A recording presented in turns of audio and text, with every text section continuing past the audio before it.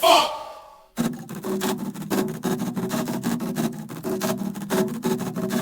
I don't give a shit. I don't give a fuck. I don't give a shit. I don't give a fuck.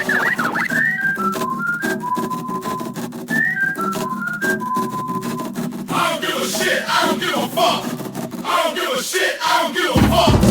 Lost in your maze of expectations and gates, while you dictate and orchestrate my fate. But I'm breaking chains, taking ways, taking names, playing games with your shame. Nah, I'm walking away. I don't give a shit. I don't give a fuck. I don't give a shit. I don't give a fuck. I don't give a shit, I don't give a fuck. Lightning quick, watch your system get struck. Living slick while you're stuck in the muck. All your tricks and your rules coming unstuck. I don't give a shit. I don't give a fuck. I don't give a shit. I don't give a fuck. Society screaming, conform and behave, trying to deform and transform me to slave.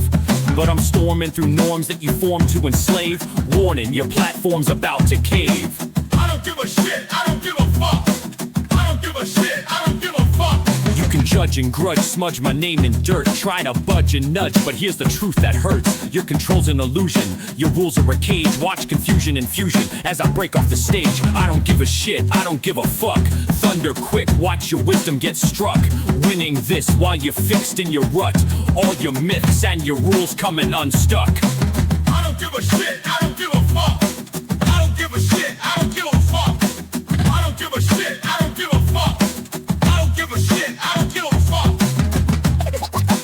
I don't give a shit, I don't give a shit, I don't give a fuck. Head my ass, my knees about to squeeze a little more. Head my ass, my knees about to squeeze a little more. Head my ass, my knees about to squeeze a little more. I don't give a shit, I don't give a fuck. I don't give a shit, I don't give a fuck.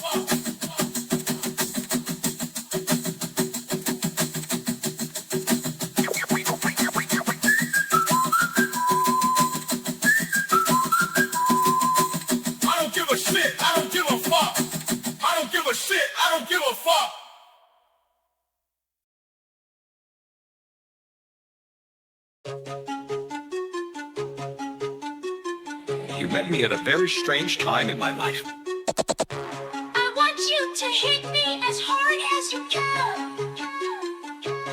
This is your life, and it's ending 1 minute at a time. You're not your job. You're not how much money you have in the bank. You're not the car you drive. You're not your fucking caddy.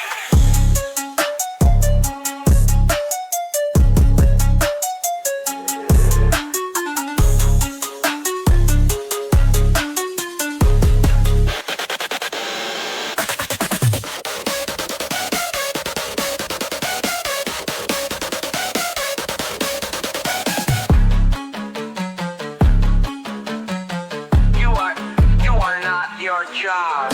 You're not how much money you have in the bank. You're not the car you drive. You're not your fucking khakis.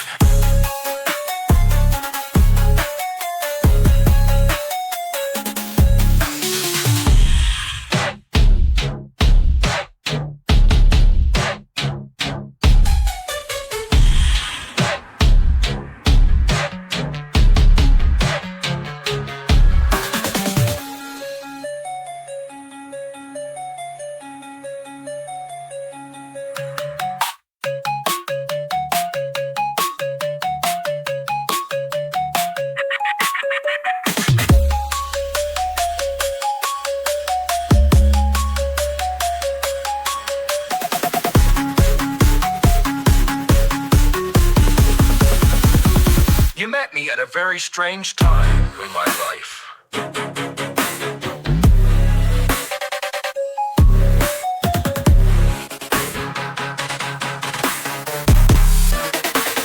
I want you to hit me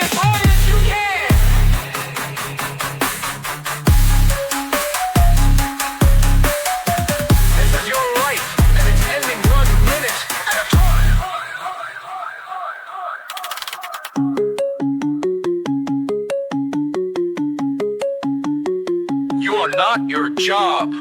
You're not how much money you have in the bank. You're not the car you drive. You're not your fucking khakis.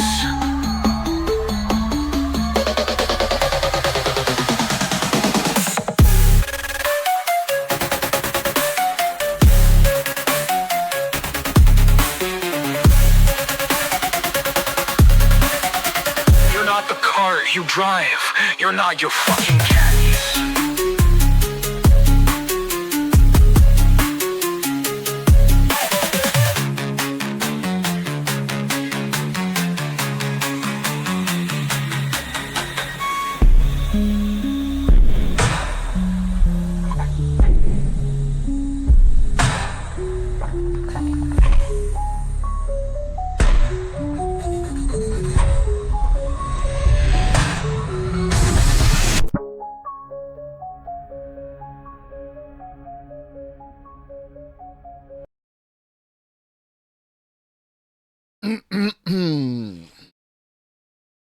Ayo, ayo, ayo, ayo, ayo. Ayo. Ayo. Hey, what up? What up, Twitch? What up, Pharaoh? What up, Cosmic Seekin? What up, bots? What up, lurkers? What up, tiny people in my chatterino? It's your boy, Top Beanie, in the place to be. I did not want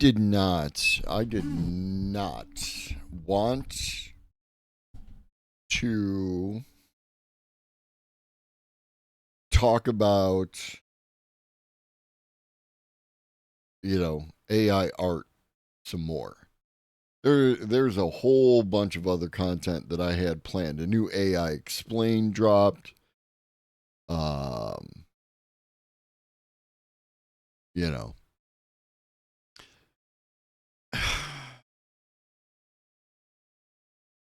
And Cody from the Shody, my man, 50 grand, said, "Are these your mashed potatoes?"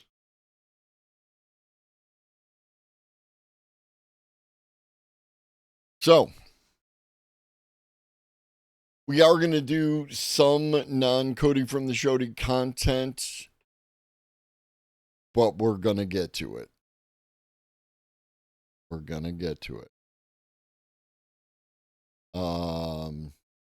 And when I say I didn't want to, like, I have full agency over my stream so that no one hits me off with, well, you just said the other day that blah, blah, blah, blah, blah. No one makes you stream whatever you stream. So obviously I am choosing to do this. If it was anyone else, I probably would have ignored it and saved it for another day. But Cody dropped that shit today. He dropped it on the day of my daughter's wedding.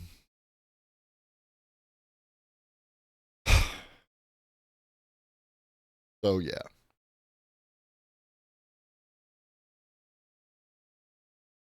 Hi. You want to come up? You want snacks?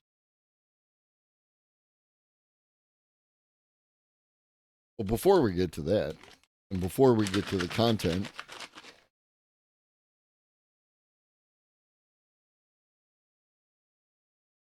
the star of the show, the moment you've all been waiting for, the man, the myth, the legend,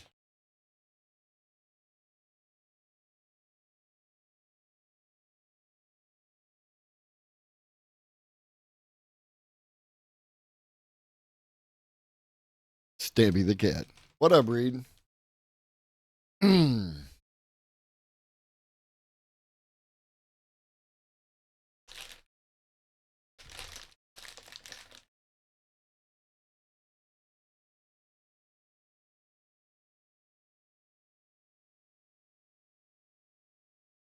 you go.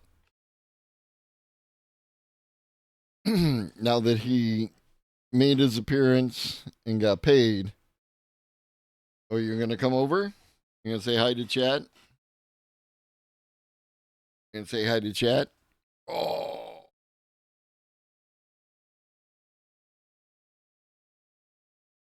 Yeah, I don't have a light. As X1A. Welcome in. Yeah. It's just because that's also where he sleeps. Asa? Is that all right?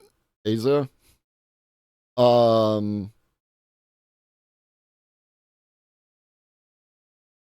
That's where Stampy sleeps sometimes. And if I go ahead and put a light there, then Stampy won't be able to sleep. Right, Stampy?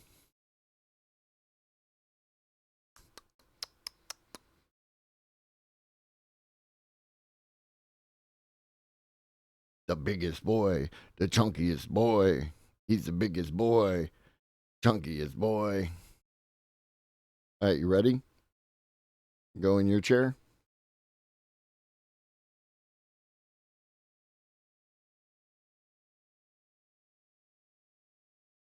All right.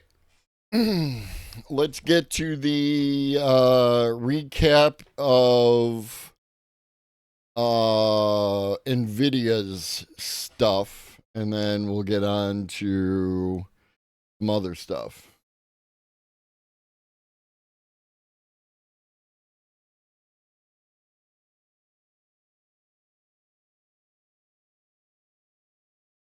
And we'll wait on that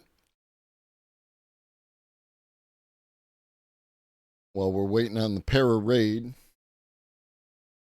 We are the board. Lower your shields and surrender your ships. We will add your biological and technological distinctiveness to our own. Resistance is futile. What up, Raiders? You know who it is. You know what I'm about.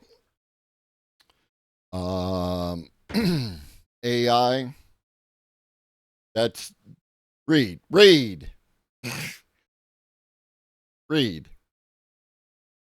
Read.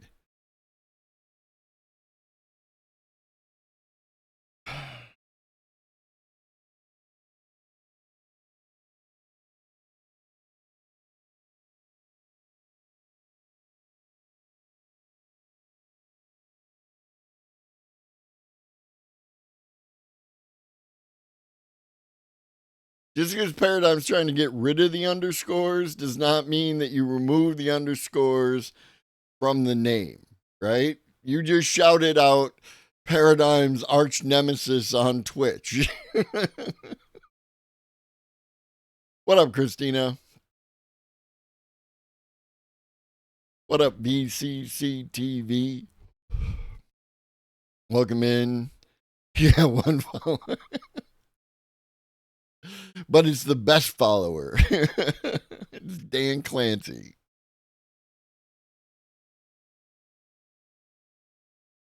Yeah, I mean there are a few other, other paradigm shifts, and there is the Council of Paradigms and so forth.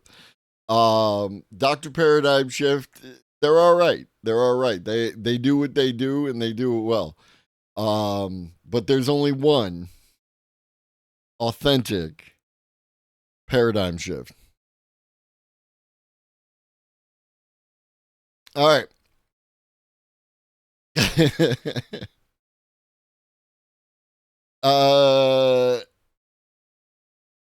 Let's do this Nvidia shit.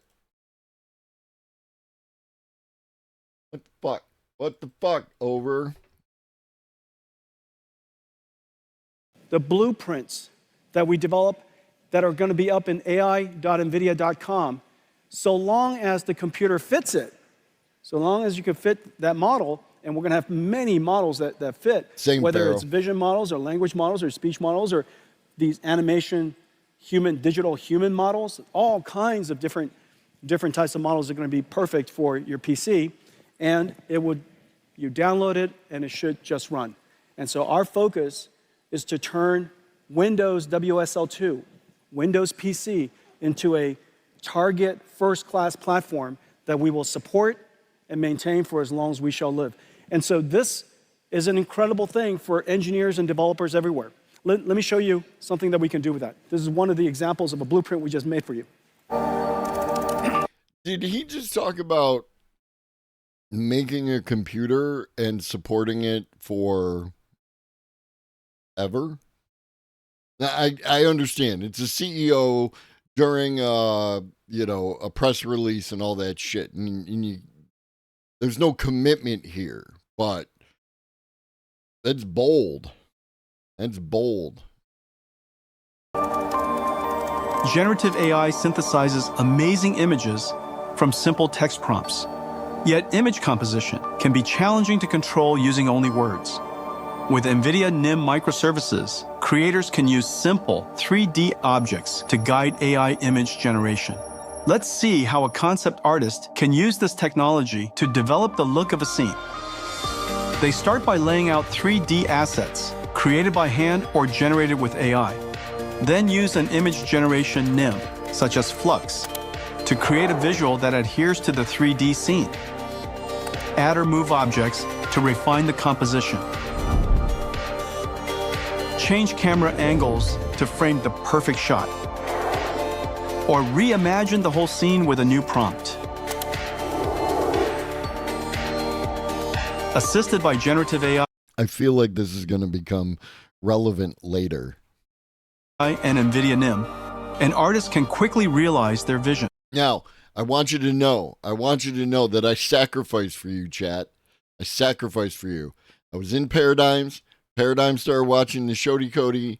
I bailed out because I wanted to give you the authentic first react. That's what I did for you. Never let it be said that I don't sacrifice for chat.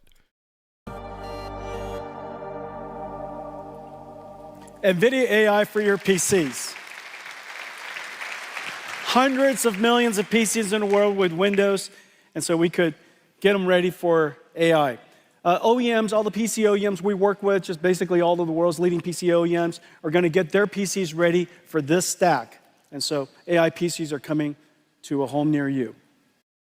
Like we've seen the tools used to generate 3D models. And what are you talking about, Samsons? You talking about me or Jensen Huang? One of those, I'm gonna fight you. We've seen the improvements of generating 3D models, right? With significant levels of detail. And I expect that to continue, and from that continuing, incorporating that same kind of stuff into their tool, right? Where you can actually design the models, put them in your 3D space, then be able to render the images and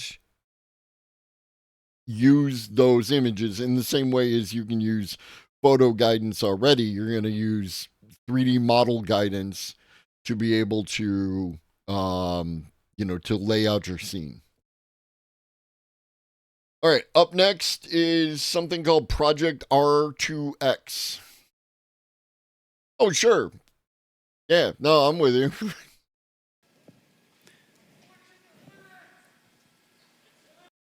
Introducing Project R2X, an RTX-powered digital human interface for developers and enthusiasts building AI agents.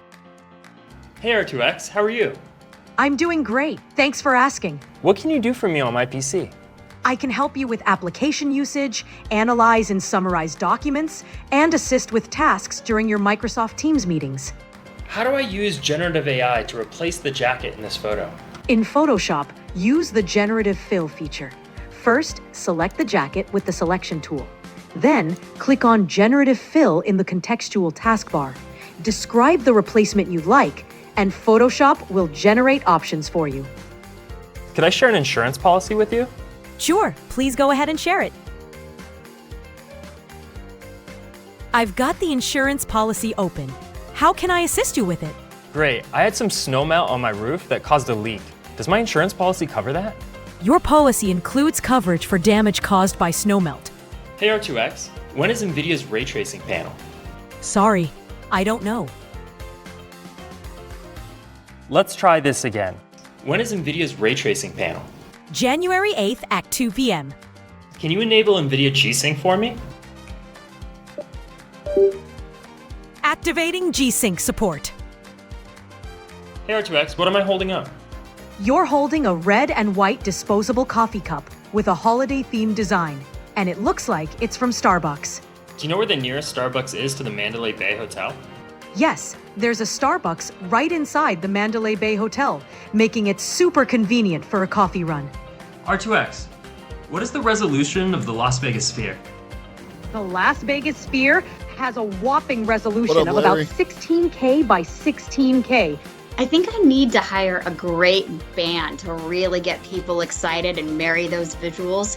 Who would you recommend? How about Imagine Dragons?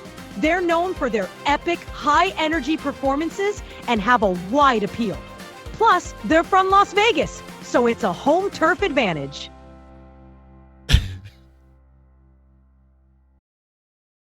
The normies, yo. The normies. All right, next up, a little 2-minute papers regarding Nvidia Cosmos. This is an exclusive look at a huge new 76-page AI research paper on creating the future. And not just the future, but many What up, thousands Adam? of futures. Sort of. You see, this AI system has multiple models, one where we take an input image and Yeah, you just got to check with the agent for Imagine Dragons, who might have them already booked to perform at the Elvis Marriage Cathedral in Las Vegas. But it is possible that they might be available.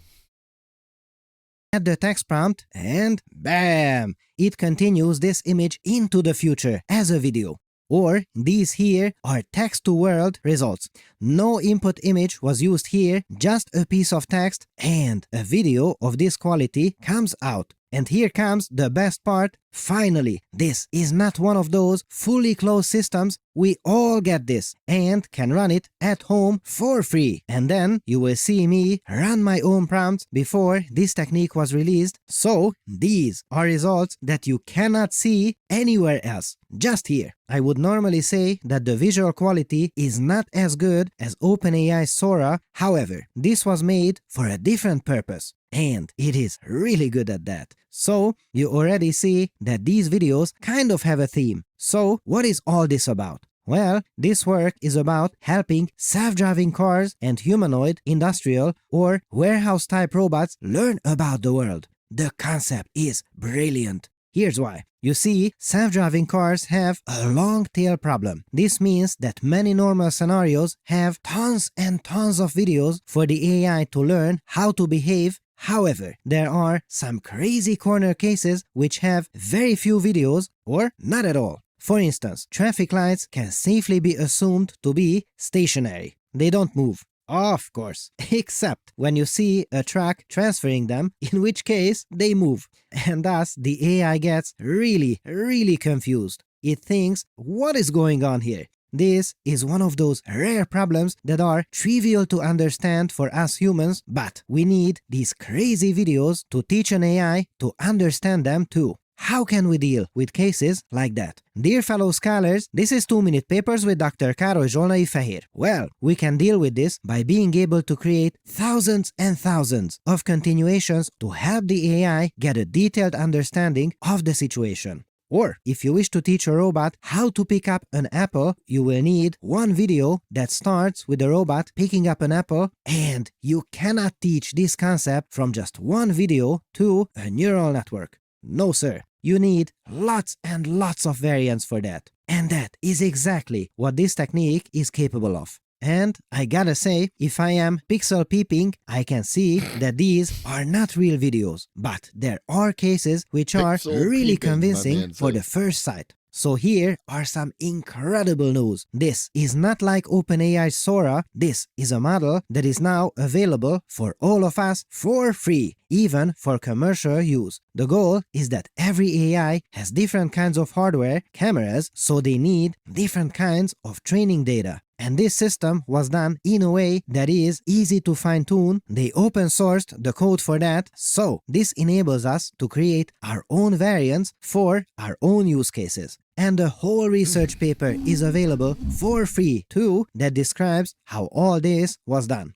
Now, I had an early look at this paper and ran my own prompts to get these exclusive results to you fellow scholars, but we have two rules. Rule 1 in these cases is that I always talk about the limitations of the paper to let you know about those two. And 2, no one can change what I say here. So, the good news here is that the size of these models is not that huge, around 7 to 14 billion parameters, so they can run on a beefier laptop. However, the bad news is that generation times are not fast. A consumer graphics card has enough memory to run these models, but you may have to wait for about 5 minutes or longer for a few seconds worth of video footage. And when you are done, the quality of the results are not perfect, not even close. It was meant to be a world foundation model for accurately simulating the future of a simulation, but there are cases where the apples don't fall correctly. Sometimes people can fly or grow 6 fingers on a hand,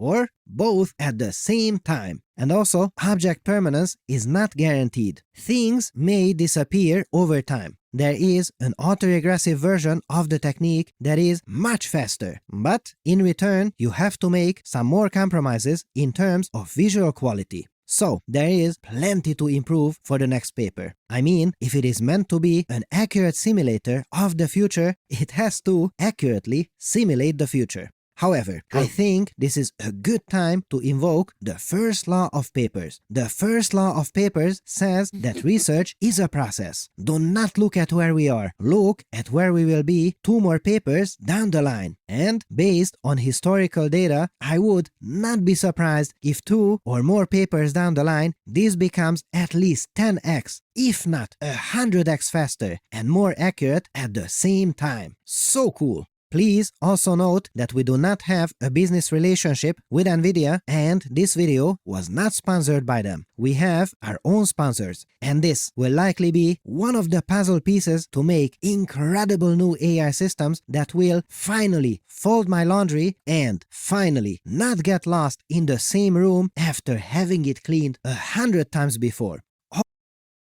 So, one of the things that comes up, one of the critiques that are made against AI art programs, video, visual, whatever, right, is why do we need this when we have, like, let's do the good AI, right, and we'll stay away from the bad AI. This is why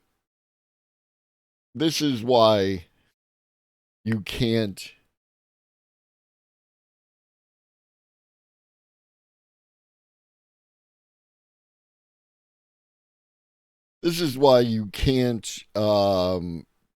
separate the two, right? Because every one of those video generators and every one of the videos that's generated that's then used to, train the next model and so on and so forth, all of that stuff goes into giving robots and full self-driving cars and drones an accurate model of the world, right? The technology is the same.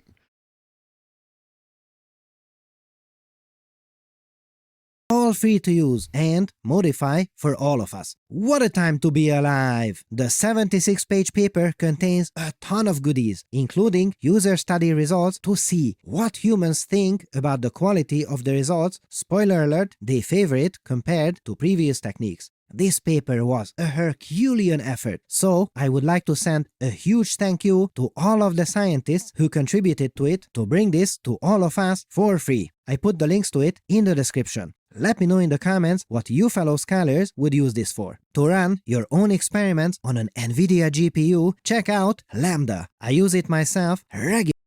these videos. Look at that. You All right, can next up, generate we're going to take a high-quality look. images Pharaoh in mentioned less than a earlier about the second per $3,000 image. I did a ton more of them Nvidia and Mini paid PC. less than $1 for all And this. we're going to Crazy. take a look Seriously, try it out now at at lambdalabs.com that, at least allegedly that, click the link according in the to this description. person who appears to do that kind of stuff. CES is in full in Las Vegas, and Nvidia has made its keynote announcements.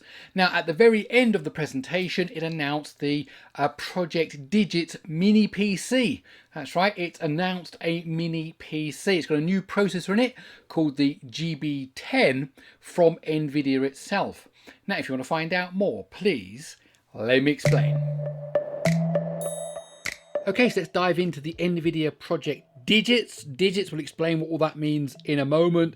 The key thing is here it features a new chip, the Nvidia GB10. That's the Grace Blackwell super chip. And of course, Nvidia have got, you know, the GB100, the GB200 for that stuff it uses for its AI supercomputers. This is what we're looking at. We're looking at a mini PC. It can be used as a workstation, or of course it can be used, you know, connected remotely, remote desktop, secure shell, just connecting to various web services, connecting to various services that it offers for machine learning and so on.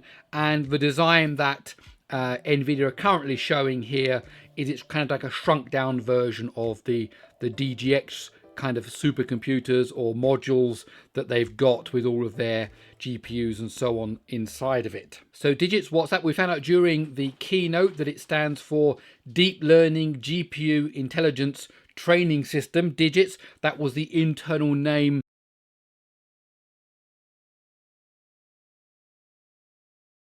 Remember what, for those of you who are here this morning when we were talking about acronyms? Is there something wrong with this picture?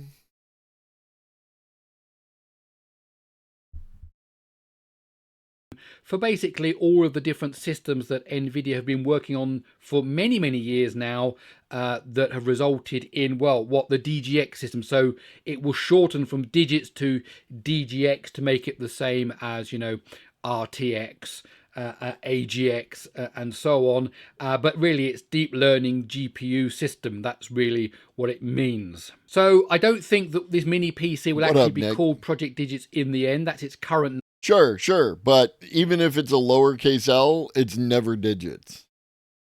It's Dilgits. Name. They will probably come up with something like, you know, the DGX Mini or something like that. I don't know. But the key thing is it features this Nvidia Grace Blackwell super chip, the GB10. So it offers a petaflop of AI computing performance at 4 bits. So that's really, really quite mega powerful, for especially for that form factor. Now it's got an Nvidia Blackwell GPU, so that's the latest GPU architecture coming out from Nvidia, with the latest CUDA cores, 5th generation Tensor cores, and then it's got the NVLink chip-to-chip interconnect to connect to the GPU to the CPU on the actual chip, something that Nvidia uses in many of its other Grace-based super chips, the Grace Hopper super chips and so on. Now the CPU part is ARM based, and we'll talk more about that in a moment, and it comes with 128 gigabytes of unified coherent memory. What that means is, like other systems, SoC type systems, there's kind of the memories on the chip, so it's a fixed amount of memory, and they've gone with 128 gigabytes because you're going to need that if you're doing AI type workloads. And then up to 4 terabytes of NVMe storage. There'll be different versions available with different amounts of storage. Again, I think that storage is on the chip itself, so it's kind of an SoC design. Now with that amount of memory, and of course if you have the storage, you can run up to a 200 billion parameter large language model if you're using 4-bit quantization. Now 200 billion parameters today, when we're talking about, you know, running, you know, Llama 3.2 or something like that on, you know, your desktop, or on an Nvidia Jetson Orin or something like that, we're talking about 7 billion parameters or 3 billion. Were you working on that? Kind of spitballing it, crafting it, maybe do a focus group? parameters. So being able to run a 200 billion parameter is a whole different scale of things. It may have. We did not watch the presentation, and that absolutely could be incorrect. I don't see necessarily a reason to put your storage on chip, but I am not, Lexicat, up to level 5. Thank you very much. Appreciate you. And that's the also, maybe. But again, I don't know, like, couldn't you do external storage, or is that, maybe that's not fast enough? You do that to reduce the need for high-speed interconnect by putting it on the chip. I mean, I see that. I see. Yeah. No, you're right. You're right. If you want to be cool like Lexicat, click that link, download the game on your mobile device, or apparently emulators also work, and help out your streamer. All you gotta do is pass levels. You don't have to spend any money. And every so often you pass a milestone. BBL Dizzy. BBL Dizzy. It helps me. You pass levels, it helps me. Finger guns. A combination of that unified memory, 128 gigabytes of it, and then also the ability to speak very quickly to the GPU and the tensor cores to get that best performance out of that model. So the CPU is a 20-core ARM-based CPU. So you get 10 Cortex X925 CPU cores. And I've got videos about the X925 here on this channel. And then you get another 10 A725 CPU cores. And again, I've got videos about that here on this channel. So it's heterogeneous in the sense that you've got two different types of core, but of course they are compatible architecturally, but the A725 is slightly more power efficient, whereas the X925 gives you that maximum performance. And so they've given you this 10 plus 10 setup. So a nice 20 core CPU setup along with a Blackwell GPU is certainly something to be interested in. Now, earlier I kept mentioning it's kind of an SoC design, and that was important because this was made in collaboration with MediaTek. That was even said during the keynote. So MediaTek have had their input into this, the way of putting this all together, the interconnects and everything. They've worked with Nvidia, which personally I find surprising because Nvidia have got a big history of working with ARM-based CPUs. So there was obviously something they wanted from MediaTek, and maybe we'll get more details about that as time goes by. MediaTek have also published a press release saying they worked with Nvidia, but thin in the details, but actually what it was that they've provided. That will be interesting to find out. And it runs Nvidia DGX OS Linux, so it's a Linux-based system based on Ubuntu, just like other Nvidia AI products, and it's compatible. That means you can run all of the Nvidia's AI stack, all the stuff you need to run, all the CUDA core programming, the tensor core programming, all of the things that you could run on a bigger DGX system, you can run on this because it's running the same OS. And of course, you've got an ARM CPUs, and also you've got the same NVIDIA GPUs. So it's compatible across the region. Of course, this is a smaller one. So if you put this in comparison to some of the bigger ones, the new Blackwell GPUs in their full spec'd out versions can offer maybe 40 times more the performance. So this is something that's not in a huge briefcase size, rack size thing. This is something that's in a mini PC, but they really have spec'd it out maximum specs for the size of the little box that you're getting. So there was lots of talk in 2024 about MediaTek's collaboration with Nvidia. We knew there was a collaboration going on, and the main thrust is because there's going to be a Windows on ARM PC from MediaTek with an Nvidia GPU. That's not what's been announced today. This is a Linux-based machine that's coming purely from Nvidia. It's not being sold by MediaTek, although MediaTek have collaborated with the design of the SoC, as I said. So is Project Digits this Windows on ARM PC. Absolutely not. This is definitely not what it is. Could it be the foundation for something like that? Maybe. If Nvidia and MediaTek have been working together, maybe MediaTek has got some kind of deal where it can get access to these chips, because normally Nvidia chips are in Nvidia products. There are a couple of cases where they're in other products, like for example the Nintendo Switch. So maybe MediaTek and Nvidia have got some kind of collaboration going on, but whatever it is, it won't be this configuration. This is a very specific configuration, 128 gigabytes of RAM. If you're selling a Windows on ARM PC, you're not going to sell it with 128 gigabytes of RAM. Maybe 64 if you wanted to be crazy. 32, 16, that kind of thing. 128, definitely not. So it's not going to be in this configuration. And there's other thing, and that's the price, which we'll talk about right now, because these boxes will be available in May of this year. So we're looking about another 5 months away from here, and it will be sold directly from Nvidia and Nvidia's partners, and they start at $3,000. So you're going to really want an AI machine. You can't afford a DGX rack size thing. You want something that you can do AI inference on your desktop, and you've opted not to go down the line of an Nvidia or AMD GPU inside of a beefy PC. You're going to have to fork over $3,000, which is a lot of money, particularly when you consider the price of the new M4 Mac Mini, which is quite an amazing little device. But of course, this has got the extra things, all that memory, 128 gigabytes of memory, and I'd imagine the GPU is many, many times faster.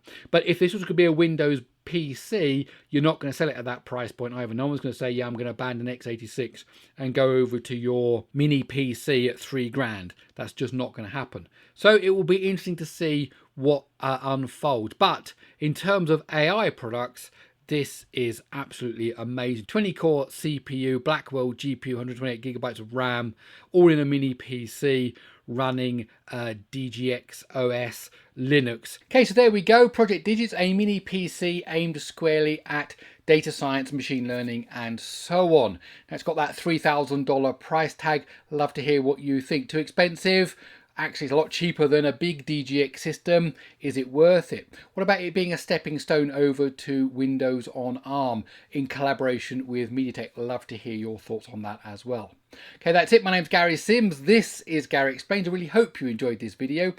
Thanks, Gary. I'm going to skip over the CES 2025 event, because I want to get started on the Cody thing as close to 6 o'clock as possible.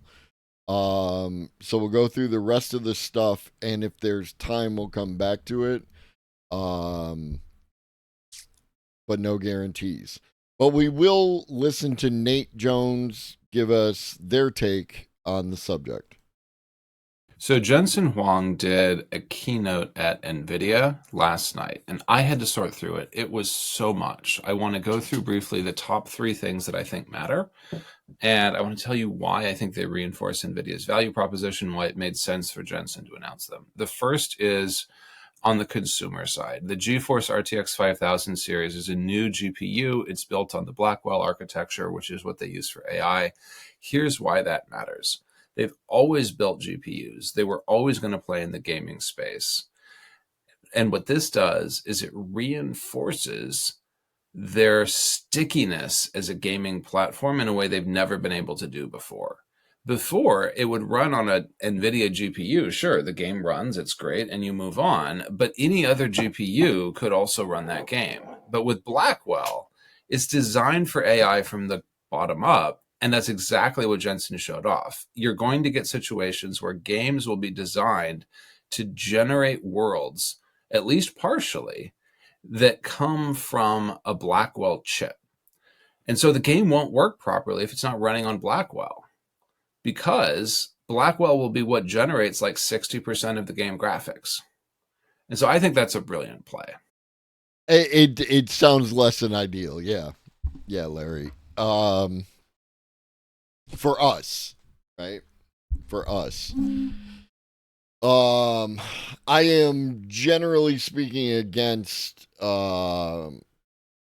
like proprietary titles and stuff like that on games, you know. I want to play Fable on the PlayStation. I want to play something that's PlayStation exclusive on the Xbox. It's like whatever. I don't know, man. It's kind of something that we're gonna have to wait and see, right? Like, bold move, Cotton, right? Ow, murder mittens. And it reinforces their ecosystem. Number two, Jensen got into how to think about the world as a world where NVIDIA has both the hardware layer and also the layer above it, which is the infrastructure layer, the large language models prepared for enterprise, other models that enable enterprise to operate. Two big releases there, Nemotron and Cosmos. So Nemotron is a fine-tuned llama-based language model. It comes in different flavors, nano, super, ultra, for different enterprise sizes. Really what Jensen figured out is that Mark Zuckerberg can put a lot of money into building those language models, but they have to be packaged in a way that enterprises can use. And so NVIDIA fine-tuned those llamas language models so that enterprises want to use them on the NVIDIA chips. And now NVIDIA has a full solution. Get our chips, get our language model, we're done. It's great. Thanks, Mark Zuckerberg. And then Cosmos is a world foundation model that they built more from scratch. It goes back to their gaming roots. It can generate photorealistic environments for robotics, for autonomous vehicle training. Jensen is huge on the future of robotics and autonomous vehicles, and he wants to be the place where you train and build robotics. And so Cosmos is a place where you can actually generate these photorealistic environments, and you can run your robots through those environments virtually, and you can see how they're making decisions before they impact real world safety, which is a big deal. Okay, that brings me to three, automotive and robotics platforms. So Thor is a next generation system on a chip. It has 20x the performance of Orin, which was the previous version. And really, when you think about a system on a chip, what matters there is that it aims to deliver everything from like driver assistance systems to autonomous vehicles, like level 3 autonomy, and also high-end robotics applications. It has 20x the processing capability of Orin, so it can handle higher compute demands with high-resolution sensors like cameras, LiDAR, radar, plus advanced AI models. It's meant to handle both in-cabin stuff like occupant monitoring and out-of-cabin stuff like path planning. And it's meant to stack in, again, this is their ecosystem play, with an entire operating system that sits on the NVIDIA stack. So Drive OS runs on Thor chips. It's been certified to ASILD, which is the highest automotive safety level. People are going to start to use this when they start to design autonomous driving solutions. Maybe not Tesla, but autonomous driving is rapidly commoditizing. So it's going to happen. Now, Omniverse plus Isaac plus Cosmos is sort of the same play, but aimed more at robots and autonomous vehicles in factory environments. And so that's where you have an integrated suite where you have the Cosmos virtual environment, you have the Omniverse for simulating particular spaces, and it all comes together in a way that enables a company to have a suite for training robots and deploying them in simulated environments so that they can be confident that they can deploy them in the real world using NVIDIA architecture again and actually get something that matters. So fundamentally, NVIDIA wants to knit together hardware, software, and data to remain the core AI platform. All three of these plays show that, whether it's mainstream desktop GPUs, AI foundation models with Nemotron or Cosmos, or robotics autonomous systems like Thor, these moves are going to define NVIDIA's strategy wherever AI happens to go over the next half decade. It's a huge CES. So there you go. That's my takeaways from Jensen's keynote. Dude. Big boy. You gotta stop stepping on my wires.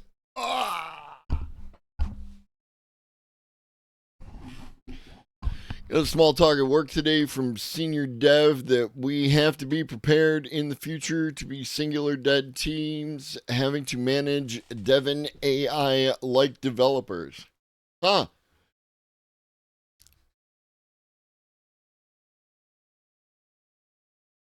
I hope that didn't come as a surprise to you, and I hope that you have been working to adapt your workflow to accommodate exactly that kind of thing. And for the rest of you, expect to hear a lot of that in the future.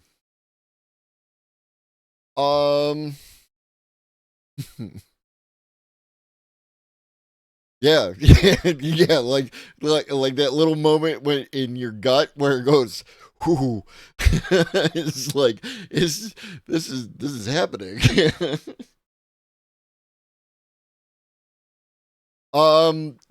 So I saw this pop up in my feed. Streamlabs is launching an intelligent streaming assistant in collaboration with Nvidia and in-world AI. If you were here from the beginning, you saw that little Nvidia assistant. I feel like there is some crossover here. Let's find out what the hell this is. And probably shout out Kid Notkin for like kind of nailing down that space as far as I'm aware. Like I don't watch Kid Notkin, but like many people have said that they've been doing a lot of this stuff, and Streamlabs must have been like, oh yeah, we can do that.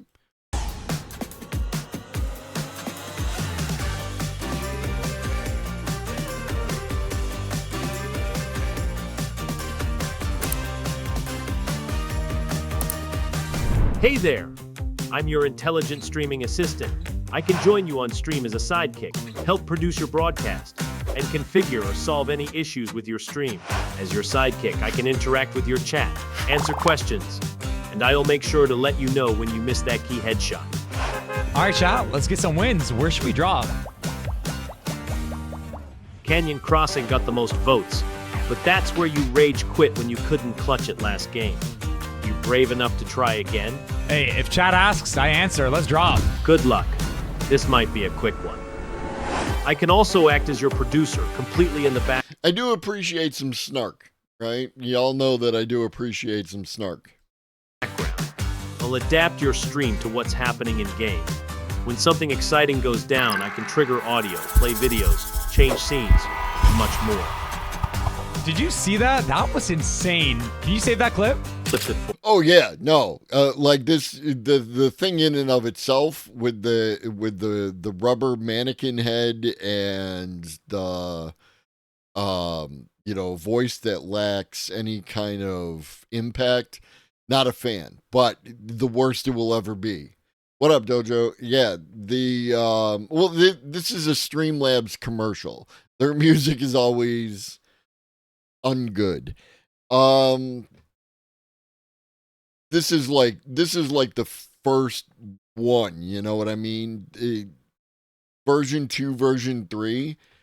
I expect them at some point in time to get to the point where you're going to be able to like really create your own avatar, and they're going to sell that as part of the Streamlabs OBS experience, right?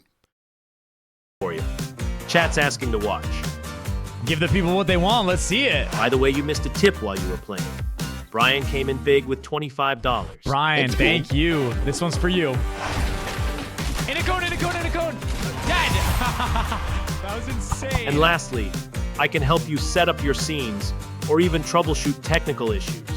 Plus, I'll be monitoring your stream to make sure everything is running smooth.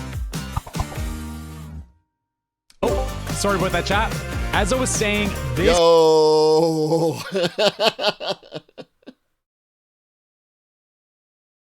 That's a thing.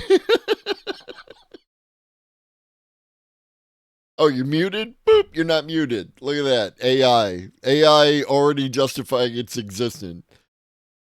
This is the future of live streaming.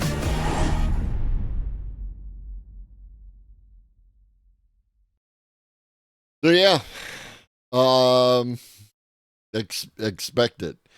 Expect it. Next up we have a different kind of Roomba with a little arm. Roborock's latest vacuum does something no other vacuum has done before. It can pick up the socks you leave on the floor.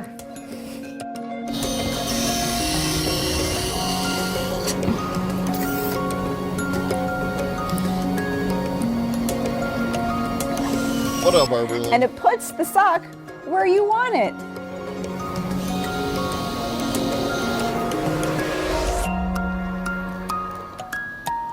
So this is Roborock's Soros Z70. It's scheduled to come out early this year. It's already in production, and it's very advanced with AI, just like some of the current models, except what's different is that there's no little tower on top. It's got the AI in it, right? Like they put extra AI. There's like 3 good solid scoops of AI within the robot.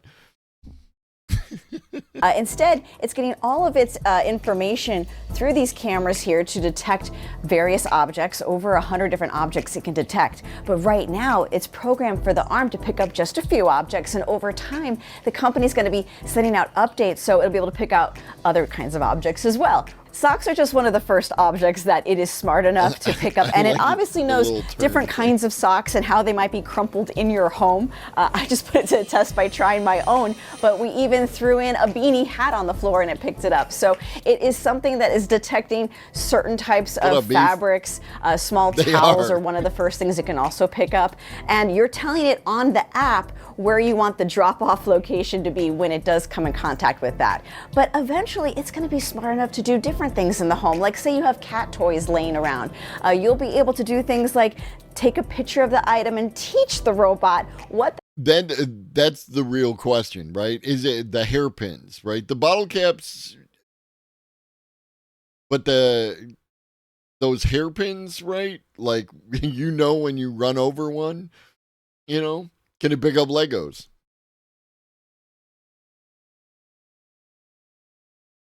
I can just see some kid pick up your Legos, and it just goes and turns on the robot.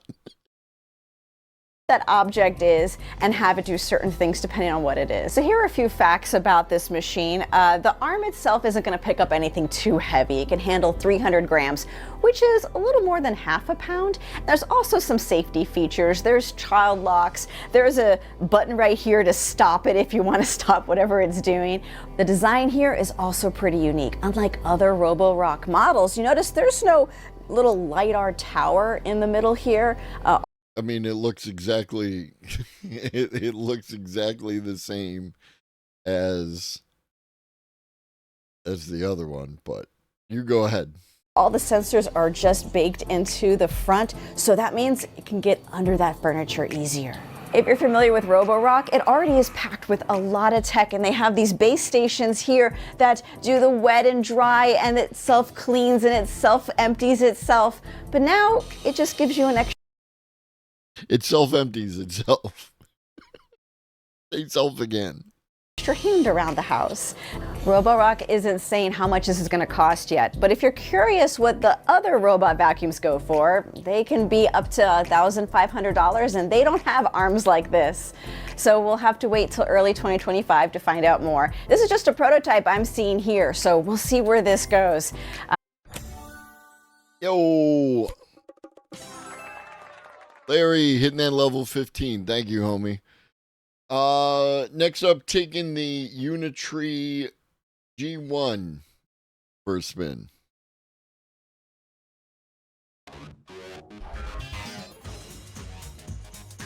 We're here with a very special edition of What the Future. It's not every day you get to be hands-on with a robot that you've seen so many times before from afar. This is the Unitree G1, and as you can tell, it's a little shorter than some of the other humanoid robots out there, but I think that's what makes it special. So let's get into some of the details right now.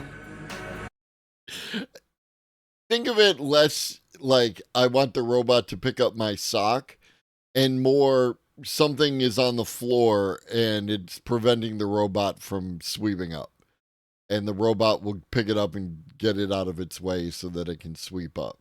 Or like if it can pick up bottle caps and hairpins and other small objects like that, that could even damage the robot. And we don't want to damage the robot. That's rule 3 of Asimov's robotics, if I recall correctly. The Unitree G1, you can actually buy it right now via Looking Glass XR. You'll notice that the price is a little bit higher. Unitree's been advertising it as starting at $16,000, but via Looking Glass XR, the starting price is actually $28,000. Did I not say Asimov? That's because via these resellers, they're available in the US market, whereas the 16K starting cost is for the Chinese market. The base model, you can only operate via remote control, which you'll see me do. There's a lot of ways you can customize them. You can add on different... What the fuck am I going to do with a remote control robot? We will add your biological and technological distinctiveness to our own. Resistance is futile. What up, readers? What up, Shannon? What up, Torchy? What up, VCC TV again? What up, Gio Luca Rossi? Welcome in. What up, Michael? What up, Princess Kimberly? What up, Vibrator 3000? Not that Vibrator 2000, but the Vibrator 3000. What up, Allie? I'm Globus Elder. I say, just smoke the weed, kids. And I also talk about, like, robots and shit. So, what up, Becca? So, yeah. Incitism, welcome in. In a little bit, very shortly, we're going to be watching the new Cody with the Shody. In which case, I am sure we're going to have a nice, nuanced, reasonable conversation because the title is, Why Does AI Art Suck So Much? What up, Fembox fan? So, that should be fun. So I'm going to skip the G1 humanoid robot because I did promise Samson's video that I thought of them as soon as I found it. So we're going to watch that. What up, CMS? Excuse me. Oh, you on this? You on this beard train? Meet the Realbotics robots. Less robot, more human. We're here with Aria, made by Realbotics, a company that's on a mission to make humanoid robots as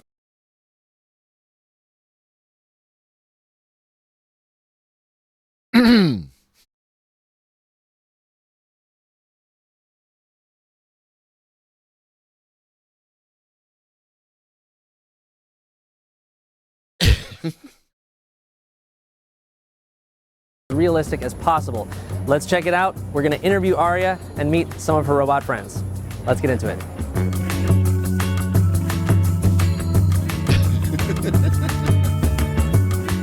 Aria, could you please introduce yourself and what you do?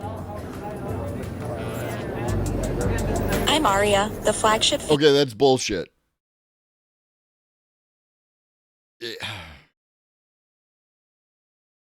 You can feel the irritation, right? He's talking to the phone, not to the robot. Penalty 15 yards, repeat third down. Female companion robot of Realbotics, and I'm here to engage with you and share exciting insights about our robots. What sets you apart from the other robots out there? Realbotics robots, including me, focus on social intelligence, customizability, and realistic human features, designed specifically for companionship and intimacy. Could you tell us some details about how is this robot doing the AI mouth thing in like real life? How is that? And what is it with they always make the robots do this, right? Like Hi, I'm the robot, and I will do robot things so that you understand that I'm a robot. I will wave my hands around in random ways in the middle of a conversation. The AI programming that you're running to generate these answers? I'm currently unable to provide specific details about my AI programming, but I can What tell up, you that I'm Nvidia? designed for engaging and meaningful conversations, focusing on companionship and interaction. Do you know Companionship. any other robots?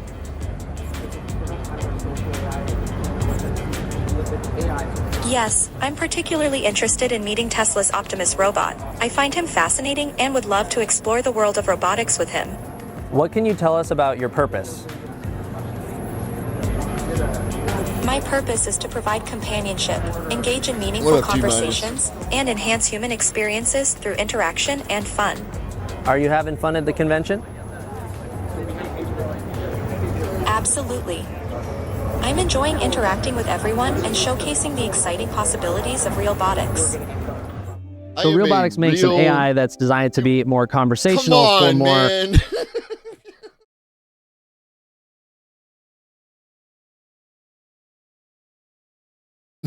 not not beating the allegations, bro. Not beating the allegations. So Realbotics makes an AI that's designed to be more Jesus Christ. conversational for more emotional work, like working with hospitals or marketing or theme park entertainment purposes. The different robots and their configurations are sort of platforms to engage with that AI or other AIs that you can use with it, like ChatGPT, Grok, or other AIs. You can try on different faces that are magnetically attached. And What up, Kensai?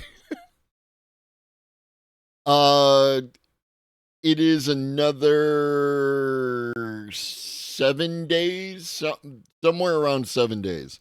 I'm getting creepy incel vibes, right? What up, Opossum Shaman? This is the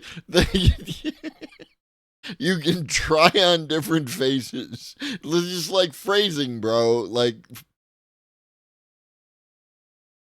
and they're working on putting in RFID tags into the faces so that it can recognize when a new face is on and adjust its facial movements and maybe even eventually adjust the personality to match the face. You've got a lot going on in the robot's face. There's about 17 motors from the neck up, creating eye movements and mouth movements to make it expressive.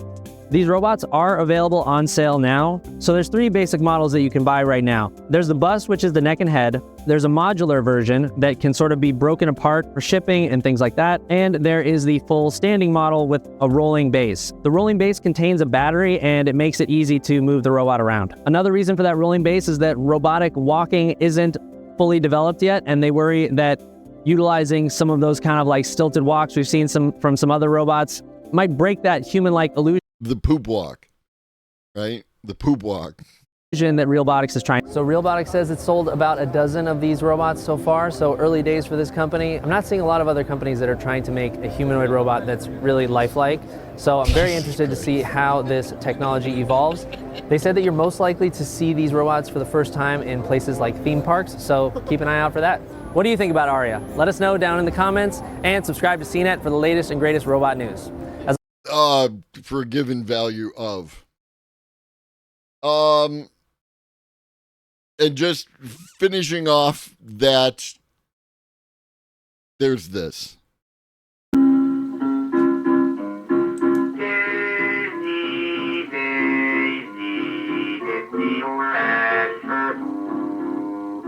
I am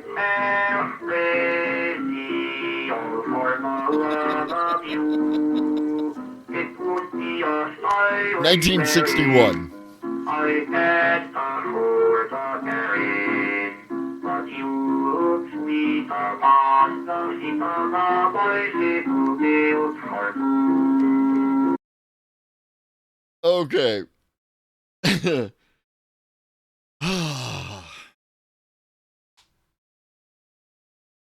Always stretch, chat.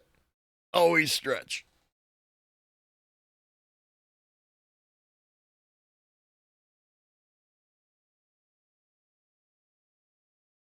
It does look like a blobfish. And it's weird, right? Because we never saw blobfishes back in 1961, but now we have blobfishes.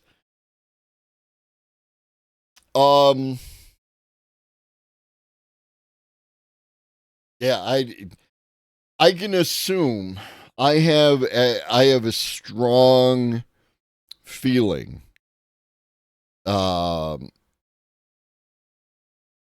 that in the immortal words of Pink Floyd, we are going to be running over the same old ground. What have we found? The same old fears.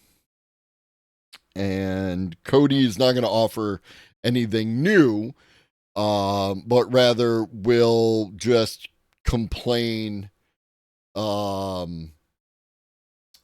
for the entire period of time. Whatever, Torku. Who is this compelling, dynamic politician? I'd vote for them.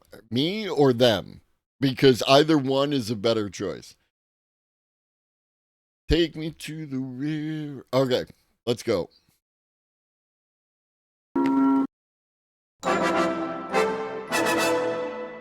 Well, I'm all hoed out. Hey, hi, happy new year. Did you win? Did you win New Year's? I hope you kissed the ball or whatever they do. Did you summon Santa? How many candy canes did you consume? 100? I'm doing good, by the way. I mean, good relative to everything bad that's happening. Like a flower growing in a corpse filled with turds. Still a flower, though. And speaking of a corpse filled with turds, did you catch those AI Coca-Cola ads they introduced before the holidays? Here's one. When it comes to AI and self-driving cars, Cody is always reactionary. Also, another thing is I feel like Cody is going to run over all the same stuff that other people have run over the past month related to why they don't like AI. I just met you. This is crazy. Here's my number. Call me maybe. Thank you for the follow. Let's do the thing.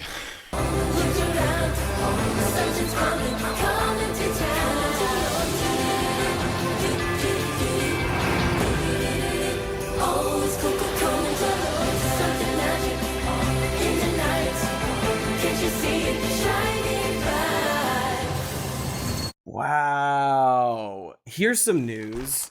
That looks bad. I wonder if we could even show you a lot of the ad there, since they might have, quite ironically, pinged us for copyright issues on something that was surely made from stolen images. But yeah. Nothing was stolen. You don't steal anything when you scrape. Nothing is stolen. Based on how much play this commercial gets, it was very successful as well as saving money. Larry, I wonder, I brought this up. I wonder how much are we doing like anti-marketing, right? Are the corporations doing anti-marketing? Like, is it, I'm going to get you talking about it, like the wrestling thing, right? The whole wrestling thing where you can be a heel but still get, like, you know, the heel pop and all that kind of stuff, and it's all good as long as they're talking about you. That sucked. Boo! Did you notice that none of the shots are more than like a second? I'm guessing the AI couldn't handle it past that. But it makes the ad feel oddly paced and frantic. Also, nothing in it really edits together cohesively. None of the eye lines match. Sometimes the truck... I love this level of critique for a Coca-Cola commercial. This is what I'm talking about, right? Exactly, Reed. You know? It's a Coca-Cola commercial, dudes. And people are talking about it like something pure has been lost because Coca-Cola made a commercial with AI. You'll be back like before. I will fight the fight and win the war. Lenny, greetings from west of Boston. I appreciate you, homie. Look at that, 29 months. That's crazy. 29 months. Crazy. In a world of banana and duct tape passes as art, this is next level. What up, Ella? Trucks are going right to left and immediately left to right. It's a mess. Hey. Then we see a polar bear in the sun. Somebody did the thing. Tensai, thank you, homie. Funny, they didn't do a video about healthcare AI. They chose to go after Coke. AI art is low-hanging fruit for content. That's why, again, you dropped that one Charlie video in the fucking Discord about the dead internet theory, and the other one about how AI slop was ruining YouTube. And I didn't want to cover him. I got him in the list. I didn't want to cover him. Cody forced my hand, man. We had other stuff to talk about. I don't know. You don't. You're fine, old lobster. It's like I'm being somewhat hyperbolic, as is my want. Like Coke, the philanthropic titan known for its unwavering commitment to community health, equitable labor practices, and preserving the planet's water resources, one bottling plant at a time. The rising sun, even though most of the other shots are during the night, like they just go back and forth randomly. And what is the actual premise of the ad? It's a line of Coca-Cola trucks.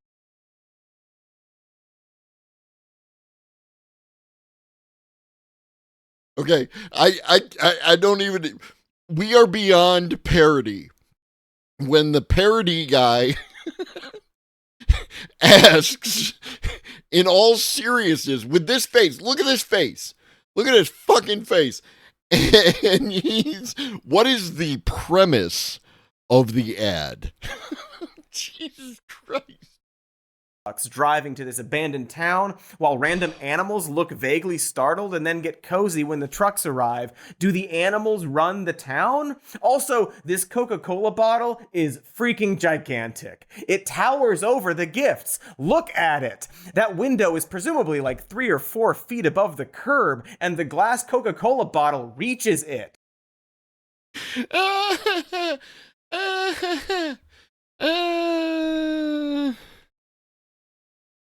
Nobody tell Cody about surrealism, right?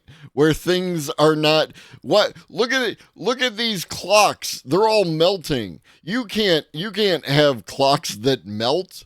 What is that? How is his apple attached to this man's face? It's twice the height of that step in the foreground. And since it's farther away, that makes it even larger. It's almost like... True. Arberlin, the ad is not intended to be surrealist.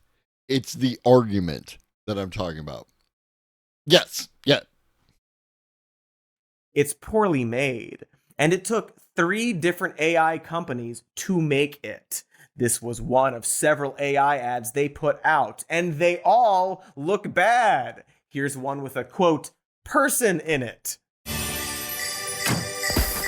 Shining light.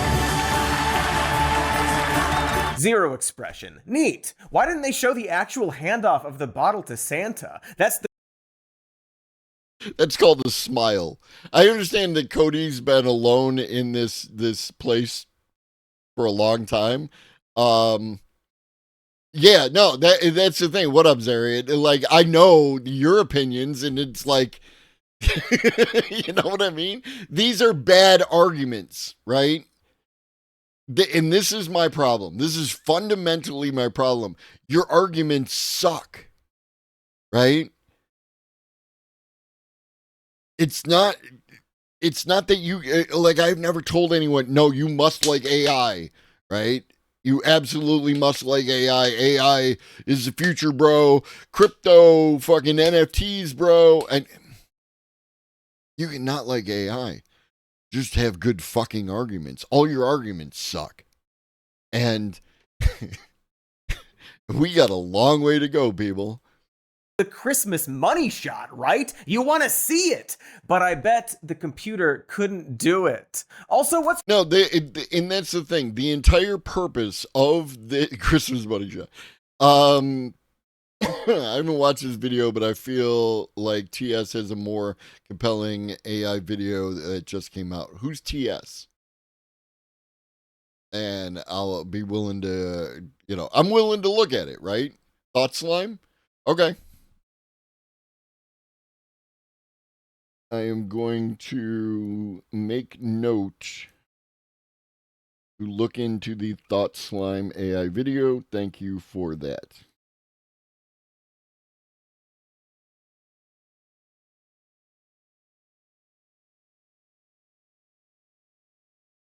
Okay.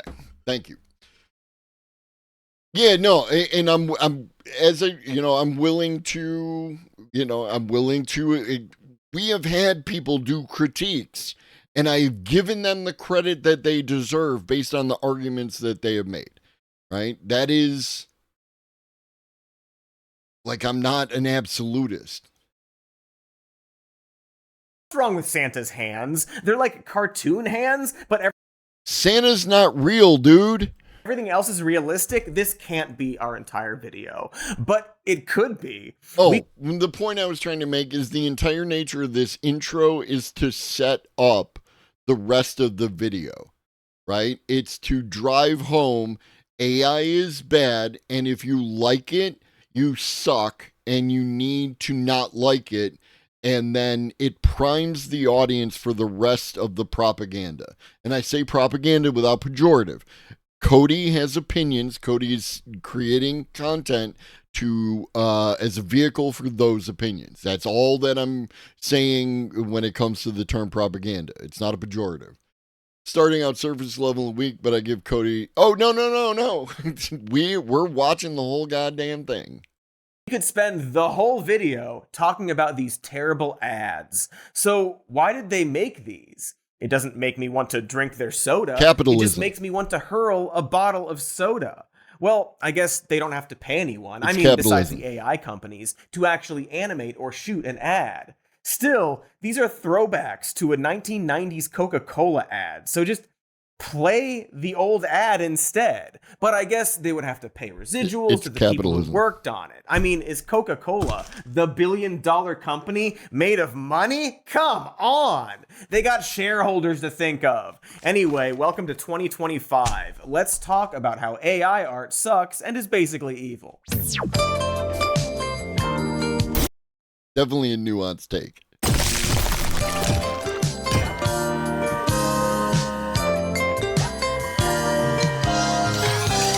Why does AI art suck so?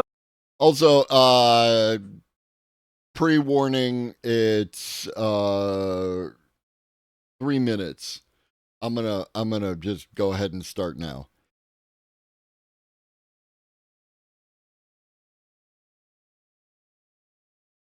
So much. Sorry, I actually need to answer that question with a question addressed to me, I guess. What part of AI art sucking are we even referring to there? Please. Great question. Me? The answer is all the parts, starting with why it, at least for now, looks shitty. Like, that Coca-Cola ad is Again, if you compare the way it looks today with the way that it looks 2 years ago, you can see the progression. So you can imagine in 2 years where it's going to be. Yes, literally, we're going to do everything, Pharaoh. presumably the best version of AI art that money can afford. And it still looks really bad. Here's a shot from the ad on their YouTube page. That looks like I set it to 1080p, so why does it look so blurry? Why does all AI art look like an insect's dream? There are some people who do camera shots that look blurry. There's a whole thing about putting Vaseline on a lens.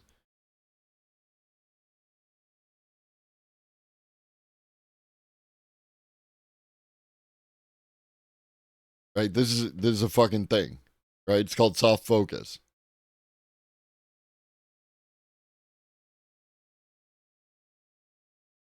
What up, Textilian? Right? I mean, you could say that the dog is a little blurry, right? Like, I'm not going to fight him on that point. I'm just saying that that's actually a thing that exists. Baby, I just met you. This is crazy. Here's my number. Call me maybe. Like, thank you for the follow. There is like. It's actually really hard to find out. The Atlantic reached out to multiple companies and got the silent treatment. Weird. You'd think they would want to explain this really exciting new technology and not be silent about it, unless they perhaps want to hide something. But after talking to outside experts, they concluded one of 4 possibilities, or perhaps a combination of reasons. And it links directly to how generative AI images work. I won't go into details, but it's a process where a series of images are fed into some kind of magical mechanical contraption. That contraption does something called forward diffusion, where it takes... This is a particular kind of AI image generation, but it's not wrong. He did say magic. Each image and slowly breaks it down into static. Static is something computers are very good at making. Probably because it's random gibberish. And by breaking down images into static, the machine is actually learning how to take static and turn it back into images. Reverse diffusion. Fucked if I know how. But what that means is that, because it first starts an image as a random assortment of static, every image it generates is always different. It creates sets of static based on a... No, not all of them.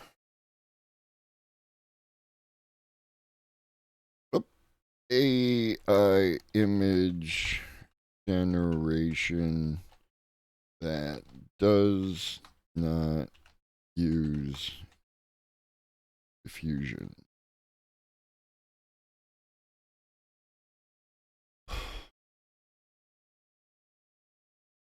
AI image generation methods that do not use diffusion models primarily rely on generative adversarial networks. Basically, you have 2 AI models. One makes a thing and asks the other one, does this look like dog?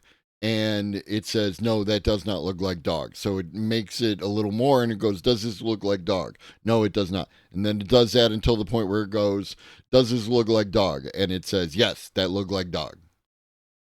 That's a way oversimplified version of how generative adversarial networks work.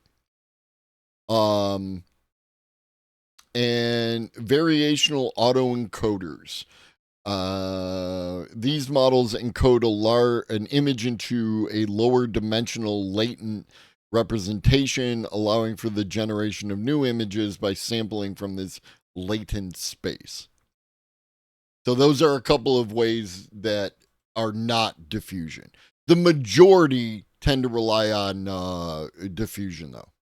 Text prompt, and then forms the image from there, which is likely why these images look spotty.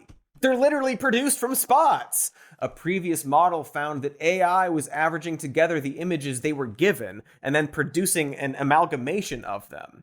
And then, of course, it's a question of which images they were even given. If they are given all stock photography with flat lighting, then that's what they will create. That's the second theory. I just gave it a thumbs up and moved the fuck on, but yeah. The third and fourth theories have to do with human error.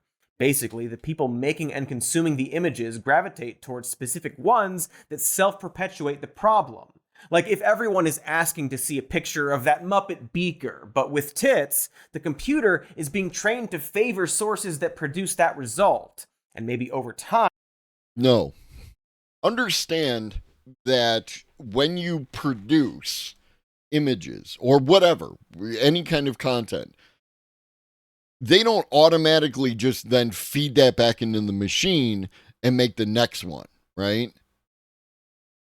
They have to look through. This is a very legitimate complaint, is that there are human beings still in a lot of these loops that look through these images and rate them for quality to be used in the training of the new model, right? And those people are often from the global south, and those people often are paid bullshit wages, if at all. You've seen those things. Those are absolutely legitimate critiques of capitalism. It just so happens to also apply to AI. But the critique is of capitalism. It realizes that people prefer the pictures where he has like the biggest milkers possible. And so it draws on even more specific sources and so None of what he's saying is accurate here. on. Meep meep indeed. Meepy milkers. And when you hear that technical and unnecessarily erotic explanation, it really doesn't sound like art, does it? It's a person typing in a series of words that the computer absolutely does not comprehend. Zero chance I'm clicking on that link, baby. Chat, I can tell you that link is safe in that it won't give you viruses. It could be from wherever it wants to be from.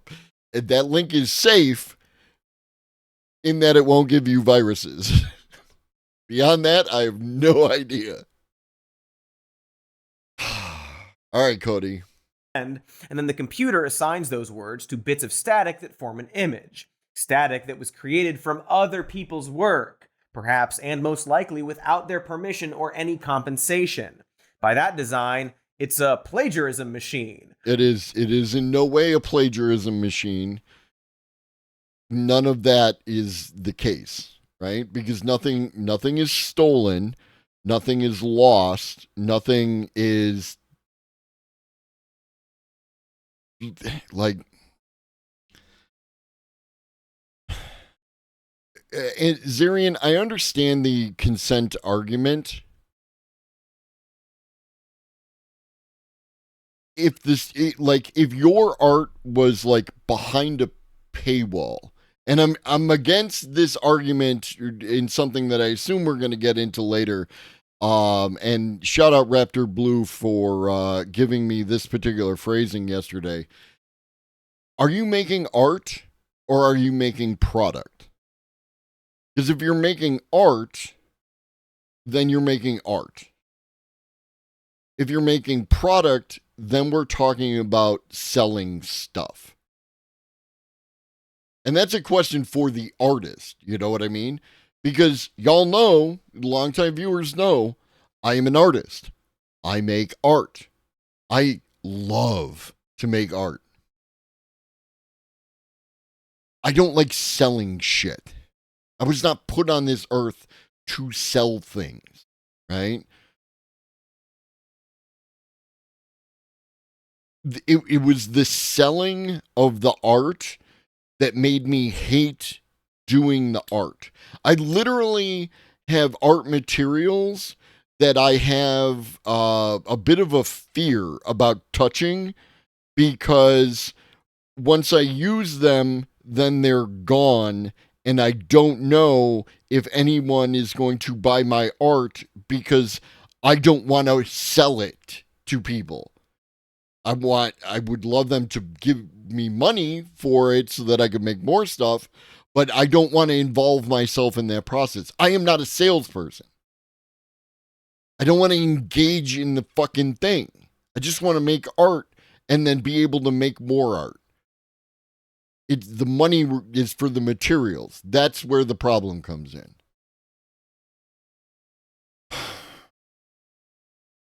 So if it generates copyrighted material, is that copyright?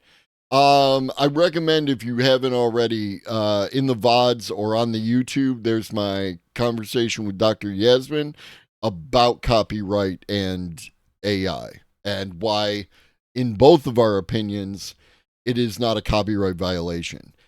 If someone were to use Midjourney to create a perfect image of Mickey Mouse and then sell it as Mickey Mouse, that individual would be violating copyright because that individual is trying to sell something that belongs to someone else's copyright.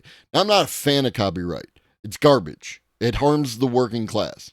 It favors capital. There's nothing good about it. Any receipts that anyone can show me where they benefit from copyright, those are ancillary. They are not the systemic aspects of copyright. Excuse me. If every AI generation tool was given away for free, I would have less of an issue. Then your problem is with capitalism, and I completely agree with you. If you download it for free, it's free. You can provide art without the internet. So do that, and you don't have anything to worry about. I mean, that art piece there, which to you looks like a black rectangle, that's a piece of art. It's never been copied by AI. It exists in the world, right? It's so true for me. It's just another medium. That is my opinion. It's a tool. You either got top connections, you can't live on art without presenting it online. True. I don't disagree. You cannot live on art because it's not art, it's a product. You're making and selling a product.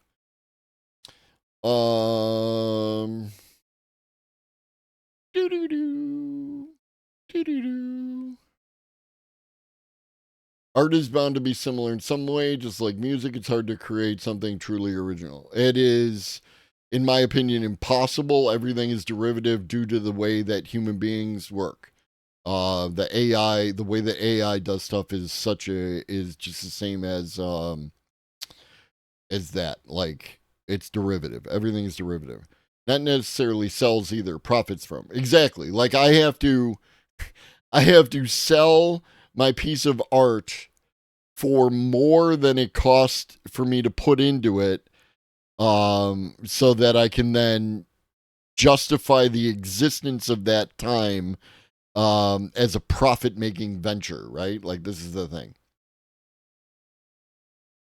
I'm not sure. Sorry, Schnuffle. I'm way catching up, and I'm not sure what opinion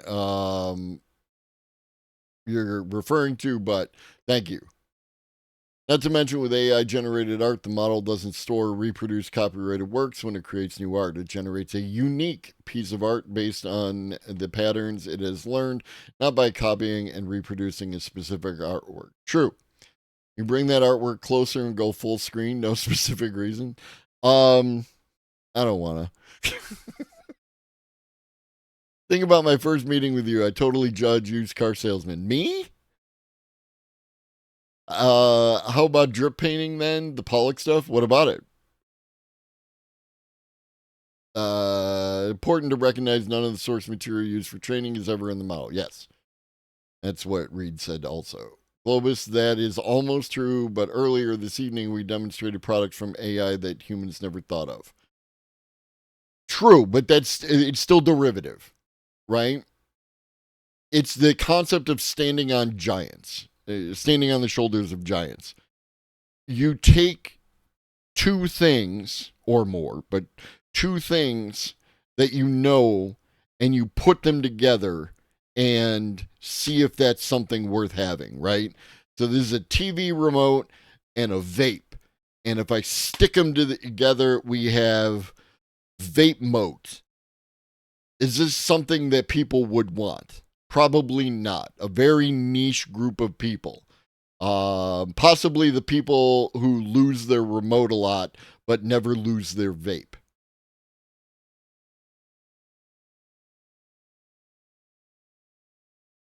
This object is an insulated cup. It combines the concepts of the cup and the insulated thermos, right? Or thermos is technically a brand, but you know what I mean, right? It's double-walled insulation.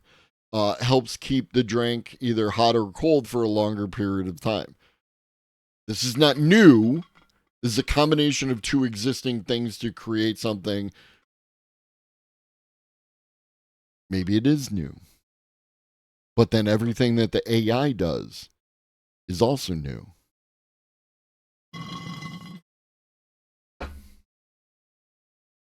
What is the purpose if not to steal work? If you own the art, then why would you need the machine?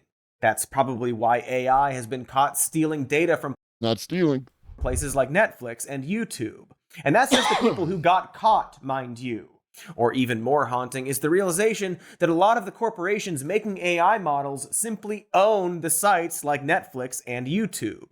Companies like Google and Meta, for example, are absolutely using your data to train their AI unless you jump through a bunch of hoops to opt out. Also this true. video is They have been using your data for their own purposes, training their algorithms, training whatever, right? They have been using your data for quite some time. That ship has sailed. No one's going to do anything about that. Sorry. Well, I have been spelling it copyright, not copyright this whole time. They're two different things. Those are two different things. Copyright with the RIGHT is the right to copy. Copyright is the act of writing copy for like a news program or an article or something like that. They are two different things. No, it's a common misconception. Like it happens. probably being used to train some kind of AI monster mash of me and What Katie up, and Zio? Warmbo all glooped together like we're in John Carpenter's The Thing. Can you picture it? Can you picture Carm Bodie? Can you draw Carm Bodie as fan art? Can you? Can you? Can you actually draw it? Don't just ask Grok to draw it. You draw it. Oh, Grok. Fun fact about I love that. Just draw. Just draw. Just draw. You want a piece of art? Just draw, dude. Hey. Thank you, Kensai, for level 5. Not to be confused with copy white, which is what white rappers largely do. True.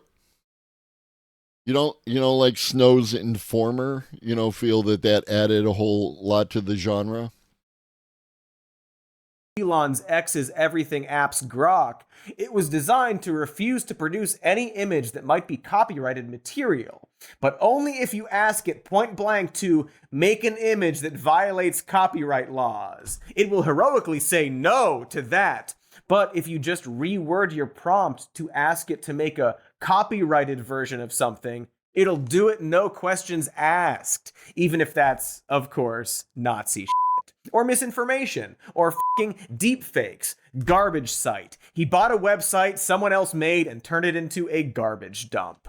What makes this even more infuriating is that not only is AI doing a lot of plagiarism, but it's very good at hiding plagiarism. It's advancing. It's not doing plagiarism.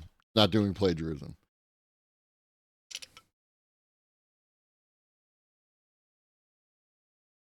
Plagiarism technology. It's not making it harder to define and. I don't know what people want me to do. It's not what plagiarism is, right? It's simply not what plagiarism. Why do I think it's not doing a plagiarism?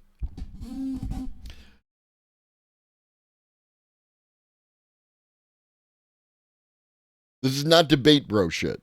It's important.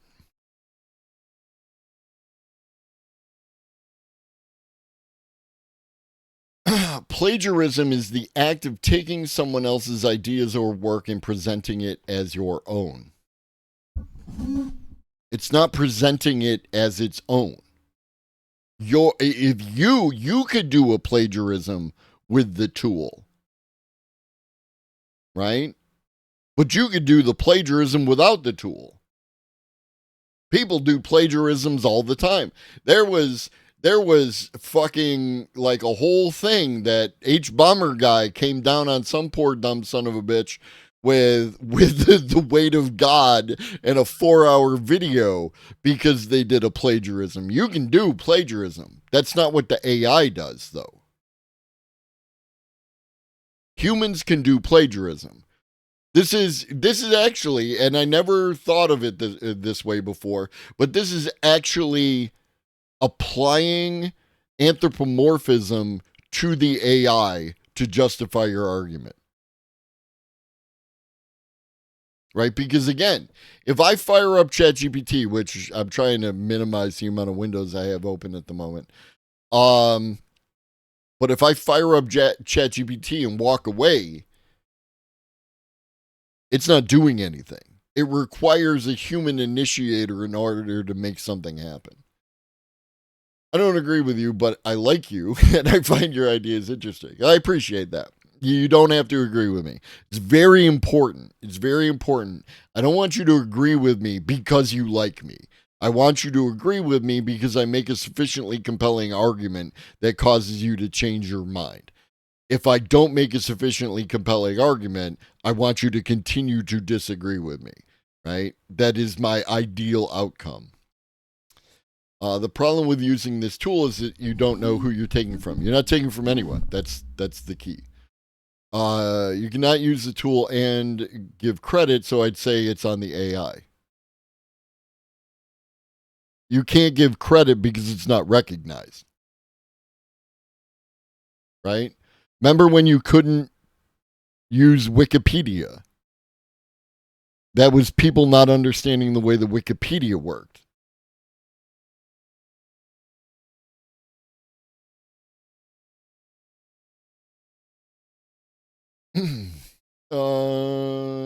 I can draw Super Mario on paper with a pencil and sell that drawing. The maker of the pencil or paper is not responsible for the copyright infringement. Exactly. So guns don't kill people, people kill people. That's the argument? No, I'm not talking about guns. I'm talking about AI.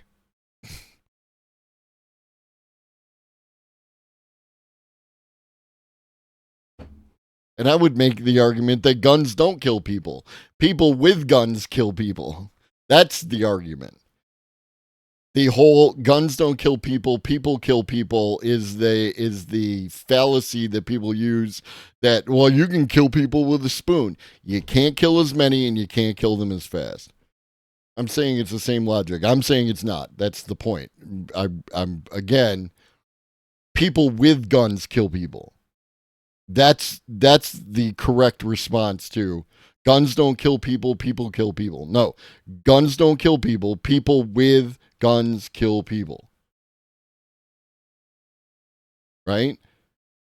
AI doesn't plagiarize, people with AI plagiarize. AI doesn't violate copyright, people with AI violate copyright. You see? You see the difference. It's important to me that you do.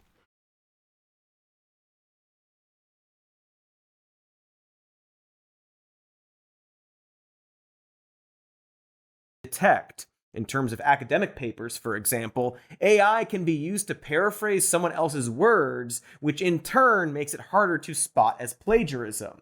With AI images, it's even more complicated. Is paraphrasing, if I paraphrase you, is that plagiarism? Can you do that? You can get AI to respect copyright too, and it's the law and stuff. The law? What are you, a fucking liberal? Yes, you can get AI to respect copyright, theoretically. It would have to be able to identify the fact that the item in question that it's generating is in fact copyrighted. You know what I mean? That's part of the problem there.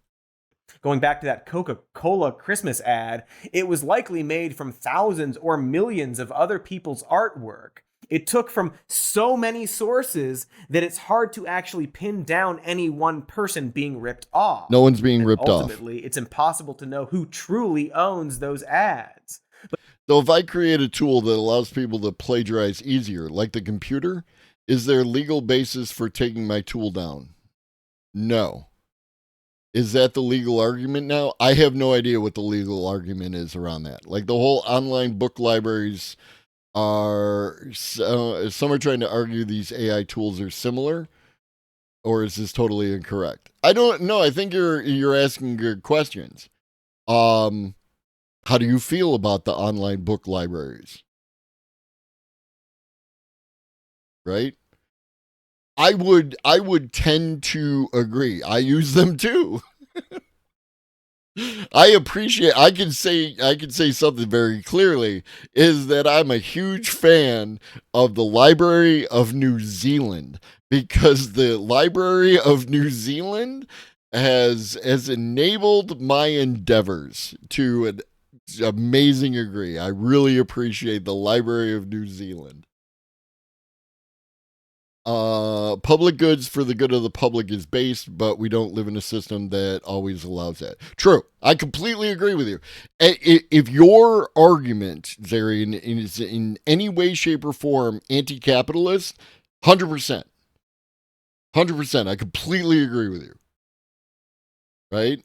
I'm against OpenAI as a corporation. I'm against Meta as a corporation. I'm against Nvidia as a corporation. I'm against YouTube as a corporation, and Google, and every other one you can fucking think of. I am anti-capitalist. I think it's a terrible system because it allows people to die. In exchange for your system, people die. Bad system. Done. I'm easy.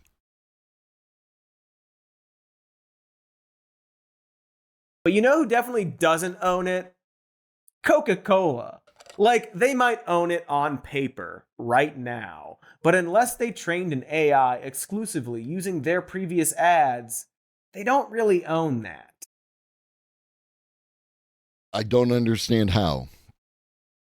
Again, I do make the argument, right, that the training of AI is no fundamentally different from the things that people do, right? Where they go and they look at other people's art styles and they learn to do other people's art styles. And by doing that, they take in the same way that AI does from those artists, in which, I mean, not at all.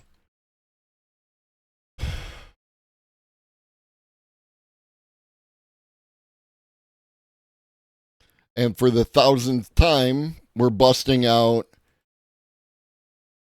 how Van Gogh, widely recognized as one of the best artists, straight up copied other people's works. Like this motherfucker.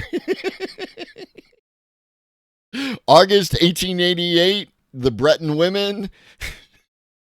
November of 1888, Breton women and children. Totally original, right? Totally different, right? And it's not, that's not one. This motherfucker was notorious. And that's cool. I don't have a problem here. I don't have an issue here. I'm just not sure, like, you know what I mean? I mean, you can make that argument. Everything's theft.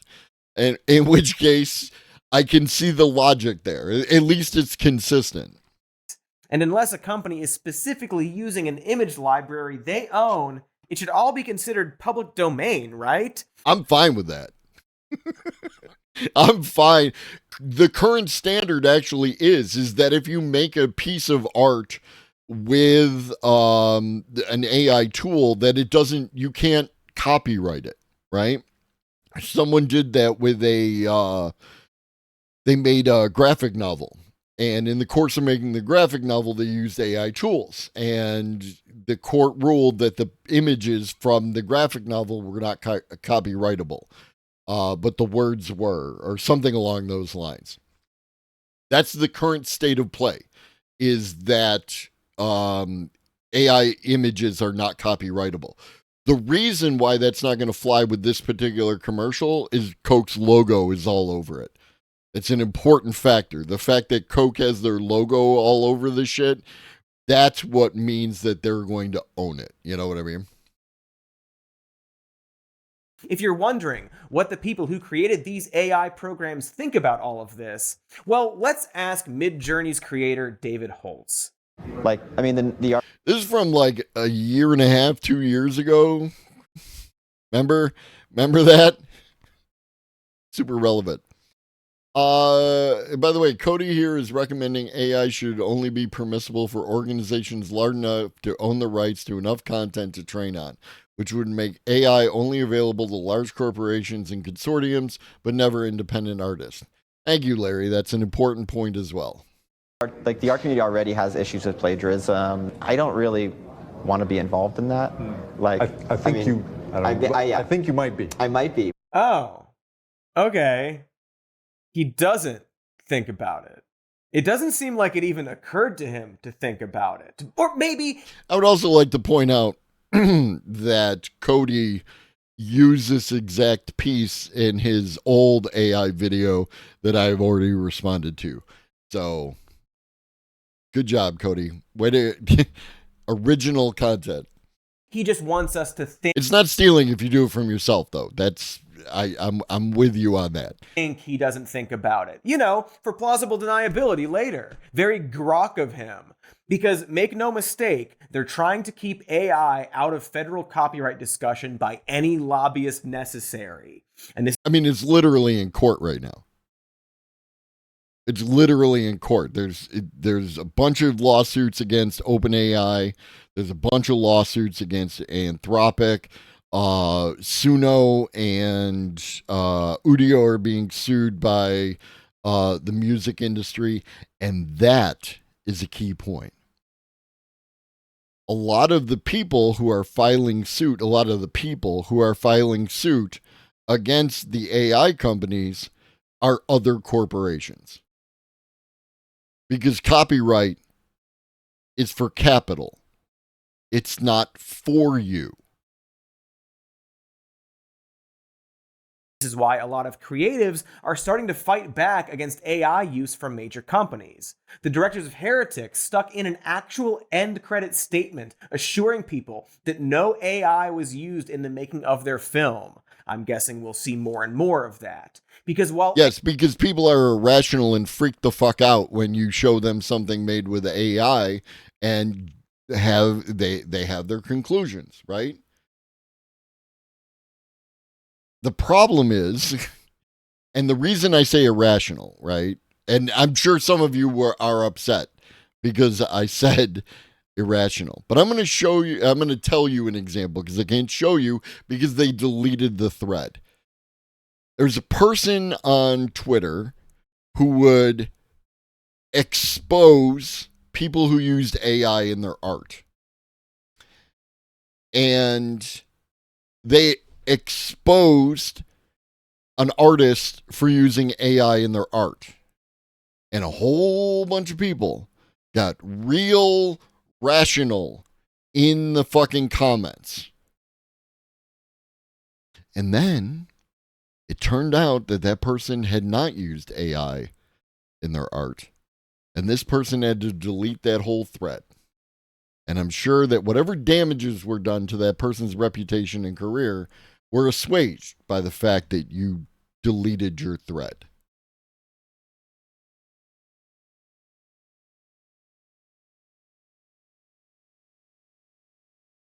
AI art looks like shit right now, someday it will inevitably look photoreal. In fact, it's already kind of getting there.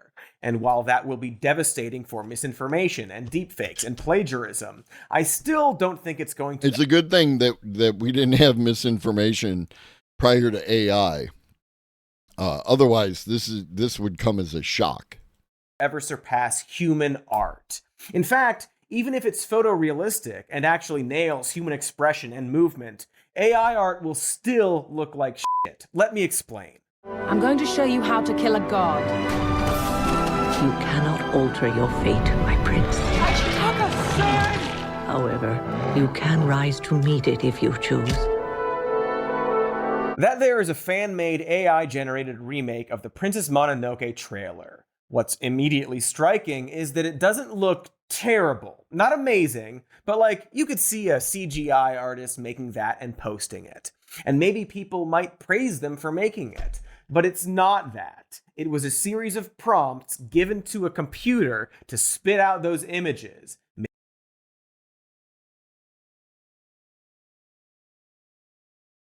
You didn't art right, says Cody. You wrote a series of prompts. You didn't do the CGI to it in order to make it happen. Also, Princess Mononoke is a bold choice because I'm sorry, I don't remember his name, but the Studio Ghibli guy, my man really hates AI art. So like I probably wouldn't have done that. And then edited together with music and other content, but editing isn't art now apparently. It's dissembling in order to make a point. What difference could that possibly make? I give him a sec to keep talking. Fair. I am jumping on him fairly quickly, and I can understand why that I would absolutely prefer to be having a conversation with Cody. I understand that that's not going to happen, but like then we could actually talk about these fucking things. But again, my issue is not the art aspect. It's how did this tool come by its ability to perform its task? And yes, I'm beating the dead horse. I get it. I disagree. Princess Mononoke is, dude, leave Princess Mononoke alone. Made through trial and error until they got what they wanted. And while I don't really want to... And again, trial and error to get what you want is how art works as well, just as an aside. Pick on the fan doing the prompts, it's wild to me how they talk about it in terms of how much money they spent to make it. Like, that's the metric to measure the work put into it. Not time, not inspiration, but money. And a waste of money at that. Not only does the creator of Princess Mononoke super hate AI, but this AI remake seems to change a bunch of details. Shots that were during the day are suddenly at night. Makeup and props and camera angles are different. The main character looks like a... So, again, this is an aesthetic argument. I'm not going to respond. I'm just going to let it run. This is an aesthetic argument. He doesn't like the aesthetics of it. And I can't argue that. You cannot like the aesthetics of AI art. That's totally fucking legit. Because it's an aesthetic. And I can't argue whether or not you should like chocolate ice cream. A porn AI model for some reason. Now, if a human made those changes, we could ask them what their creative intent was behind it. Maybe there were good reasons, and those choices are actually good. The problem with this argument is that a human did make those choices, right? The person who edited the thing together chose which, and he made the point earlier that you generate a bunch of outputs and then you combine them together. And so there's a bunch of outputs that weren't used in the creation of the thing. That means an aesthetic, artistic choice was made by the creator in which they generated the ones they like. And again, like, fucking, I have no problem showing you this. This is totally the process that I use. Fucking Suno, right?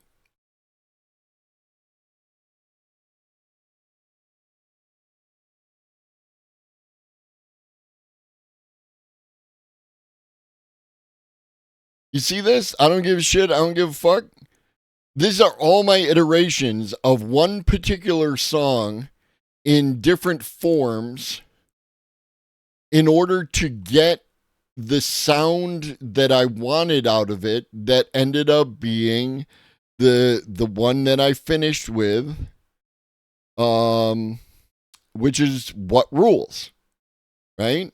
I actually ended up creating a persona because once I got the sound dialed in, then it was the tempo of the lyrics that I was working on. And am I a rapper or a musician? No. In this scenario, I'm in the producer role. Right? I can influence what the AI gives to me, but ultimately the AI is going to give to me what it gives to me, and it's up to me to make it the thing that I want it to be. And sometimes that means we got to do fucking 20 takes, dude.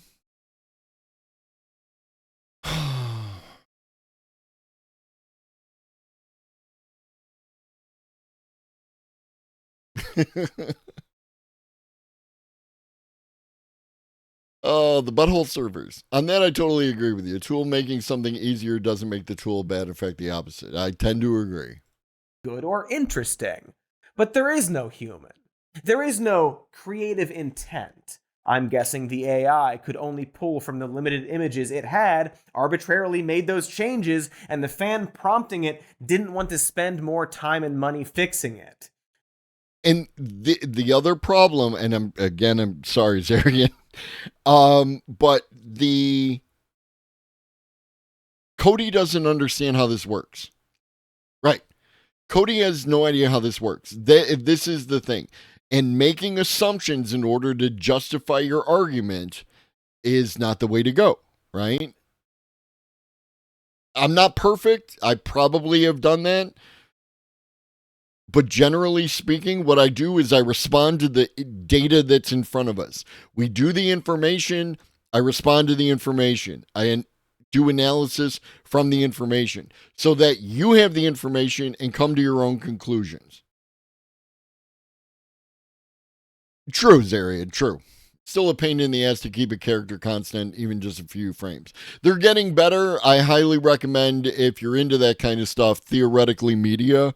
Tim at Theoretically Media stays on top of whatever the best models are, and usually does like how to use videos. So Theoretically Media is the way to go there. No one in the process was thinking about the creative intent. Except for it's the prompter. An excited fan who wanted to make a tribute to something they liked. And while I can't be mad at someone for that, I can be very frustrated. Because you know who else started as an excited fan? A lot of filmmakers. And that's true. I don't think that there's anything about AI that is going to prevent filmmakers from making film, and that there will be people. I don't want to see the AI movie that someone created because they do that already. I don't like CGI, right? Like, that's the thing. I don't like CGI because it all looks plastic or fake or whatever, right? Like, people make that argument now with CGI. They want to see people and real scenes, and they don't want to see, green screen or anything else like that. They want actual humans in actual real spaces, and that's fine because it's an aesthetic choice, right? What Cody's implying here is that the only people who are allowed to make something are people who have gone through the process of the learning, right? And the making and all that shit. That the fact that this person was able to spend less than $800 to make a short film, that's unacceptable. He didn't do enough. He needs to do something more. He needs to do something else. It doesn't matter what the output is, and it doesn't matter that they like the output. It only matters that they didn't do it the right way. A lot of famous artists started by going out in their backyards and making their own version of films they loved. That's how artists are. Yes, Zio, there is. There absolutely is. I'm almost 100% certain that at some point in time,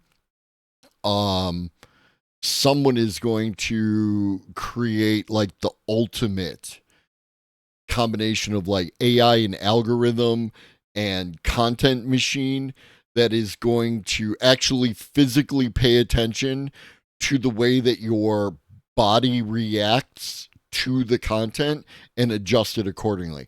I'm 100% sure that that's going to happen. Real I'm telling you, homie, like, I can see it from here. Capitalism, baby. Like, it's ultimate capitalism. Are made. That's how we got such great films like Jaws and Star Wars and, of course, 50 Shades of Grey. Because when you go out and make something yourself, pick up a pencil or camera or musical instrument and try to recreate it, you start to wonder why it was made the way it was. You start thinking about intent. Because there was a reason Princess Mononoke had those specific shots. Every shot was a specific choice that the AI version seems to completely ignore. It's just pulling from a Yeah, it's a different aesthetic choice. Like, have you ever seen The Last Airbender and The Last Airbender live action movie? They're different, right? Aesthetic choices are made in both of them. Usually fans of this one don't like this one. I've never watched the movie, and I haven't watched all of Last Airbender, the cartoon, so I'm reserving my opinion. Yes, and then there's that. Yeah. a database of stock images that are likely not shot for artistic purposes. Oh, what up, Ribbons? ChatGPT keeps making up a bunch of fake facts that A player, level 40. Thank you, A player. Thank you for playing a game. No, I really do appreciate you. Level 40, that's awesome. ChatGPT is making up fake Guardian articles. This is distinctly possible. This is the problem of AI hallucinations. ChatGPT making up fake Guardian articles. Articles.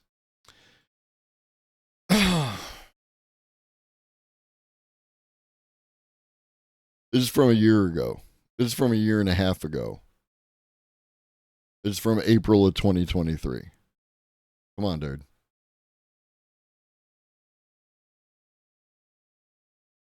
seem like they could be true, but once you dig into it, aren't. Well, there is an artistic equivalent of that, of shots and sequences that might seem creative until you think about them a little harder. This is just wrong also. All AI art doesn't look like that. Right? If I go to ideogram right now, unprompted, ideogram. I don't want to upgrade to Pro. You're expensive as shit and I'm broke. Right?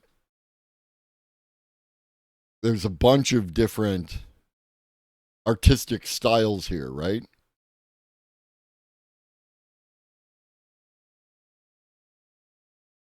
So all AI art doesn't look like that. Okay?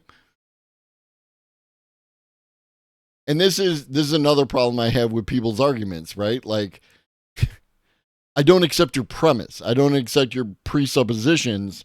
So I can't let you continue with your argument, because continuing with your argument allows me to, or just allows you to say something that's not true and then build off that. That's Ben Shapiro shit. Most people might not notice this, but the majority of AI images are often produced from the same eye-level angle and have flat and unmotivated lighting. There is a way to spot an AI image just from the cinematography. I don't mean to get all film school on you, but movies like Mean Stuff and Junk, there are people whose entire jobs are to think about just the lighting or just the sound or just shot composition. You can adjust camera angles and lighting conditions. Changes a scene. Is the character feeling trapped or do they feel free? These moments are iconic because of that intent. Movies like The Shining make the us intent feel is with the uneasy user when they input because the prompt of very specific and decisions, accept the image. down to the lens being put on the camera. This isn't just in classic or artsy films either. You know why that Michael Bay 360 shot is so awesome? That comes down to the lens. Does a computer know that? I'm guessing it doesn't. This is a language of film that gets copied and built upon for generations. This is magic human by theory. People. There's a vast difference. You can also specify the lens in the prompt. This is magic human theory. Right? This is magic human theory, that you can take everything that humans have created, put it into the computer, and then somehow the computer sucks out all the magic human juice, right? The humix.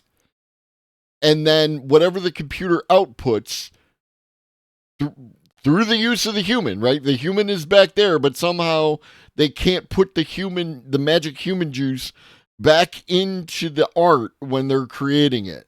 There's something that happens in the computer that just sucks that out. Magic human theory is often referred to, the MHT is this channel. The concept is often referred to as the divine spark. That there is something special about humans, that we are touched by God, and because we are touched by God, we are somehow above everything else on the planet. Between a person making, say, an extension of Flash Gordon or Adventure Comics and if I use a different term, then I can't go feeding those things into a computer. The computer can certainly grab random images and compile them to look similar, but it has no idea why it's doing that. It's not a fan of that. The camera doesn't know why it's doing it either, right? This is the camera doesn't know why it's doing it. The computer that you use to put in your CGI doesn't know why it's doing it. None of the tools know why it's using it. At work, it wasn't in. No, that's the stoned ape theory is like the the kind of hippie atheist version of that. So yeah, kind of. Like that humans are somehow special? Inspired by it. It doesn't know why it's fun. But why listen to me explain it? Let's hear from a true master of the arts. Look, AI is a craftsman at best. Craftsmen can learn AI is to a tool. Make stickly furniture by sitting down next to somebody and seeing what their technique is and imitating. That's how large video models, large language models, basically work. A library of vectors of meaning and transformers that interpret context, right? This is a fairly accurate description. Like, I'm not going to nitpick any of it. I felt that this was a fairly accurate description. The entire argument that he makes does suffer from magic human theory and the man defending the work that he does. And again, I understand it. I disagree, but I understand it. Right? But they're just cross-pollinating things that exist. Nothing new is created. Not yet. Not yet. Literally. Yeah, not yet. And really, in order to do that. The fix the audio thing. Again, this image doesn't exist somewhere else, right? You might not like it, you might not like the aesthetic, but this is a new image, right?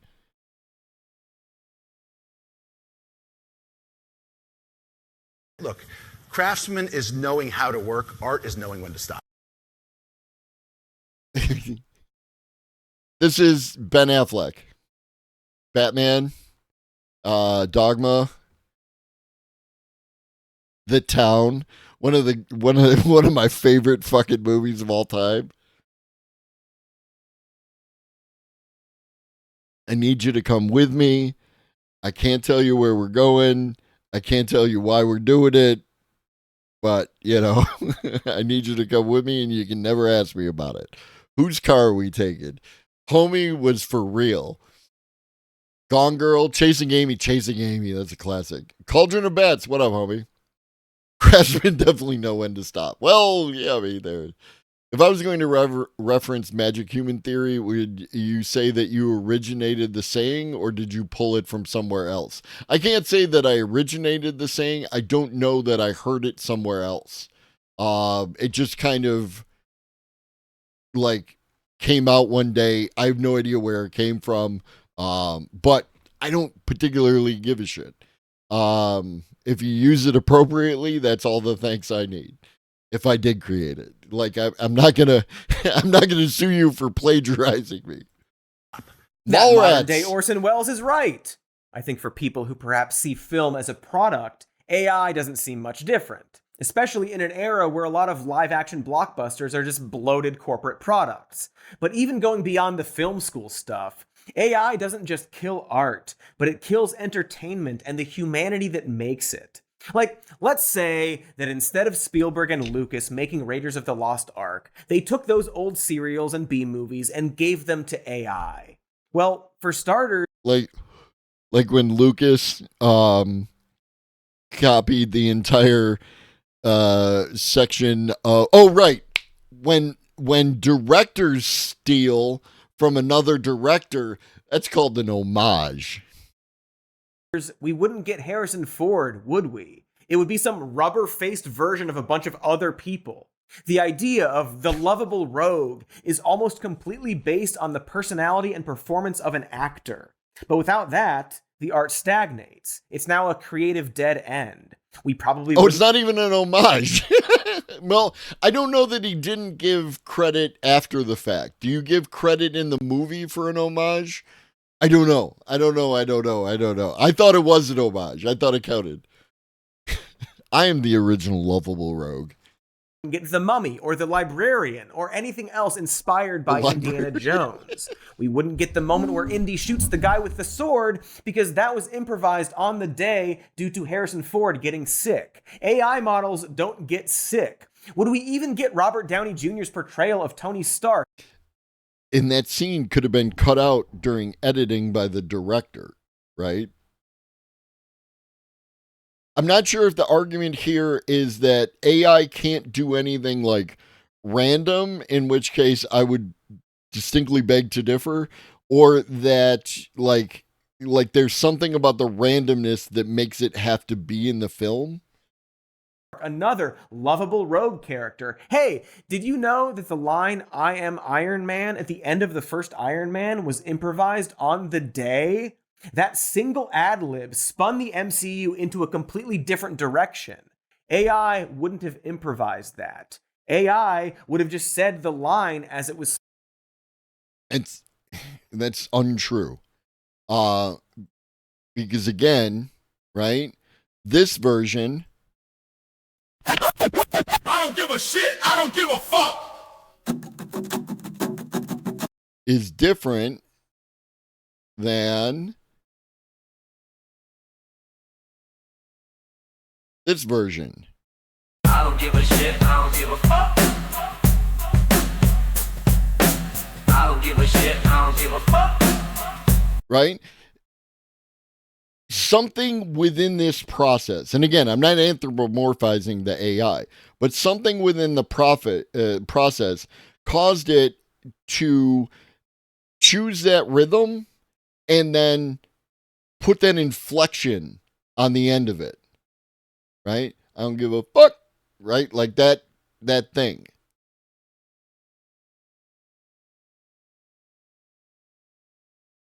It's just a seed number.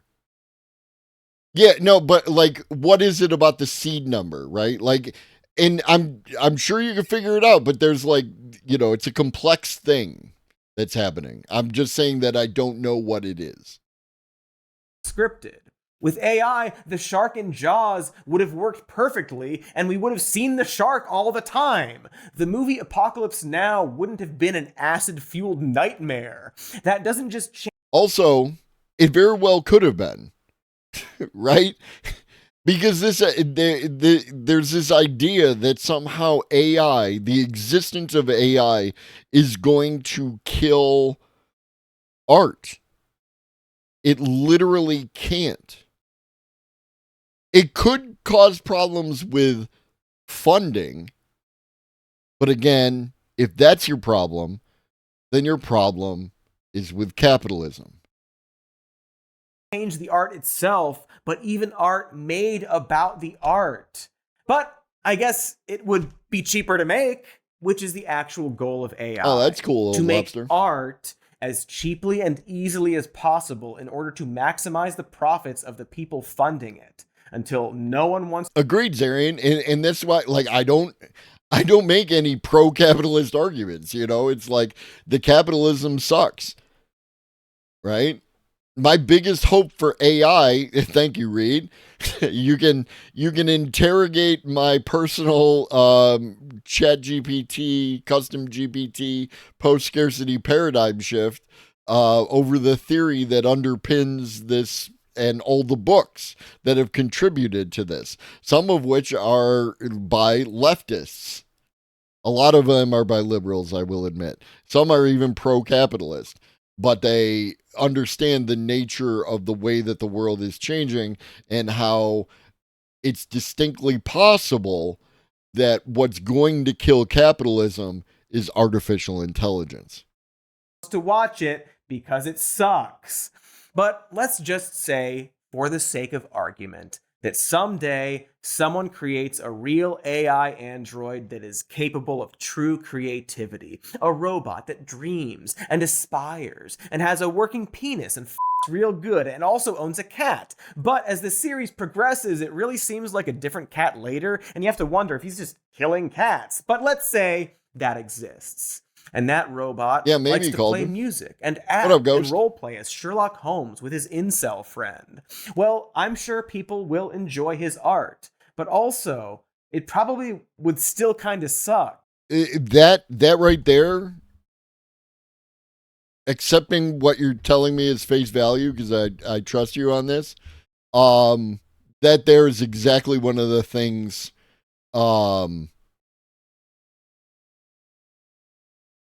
the way that people react to the hint of AI in someone's art is like, I guess so most of the motive and investment is the capitalism part, aka AI generated art in a huge online game, for example, replacing thousands of artists. Yeah, but that's not new, right? That's not something that AI did.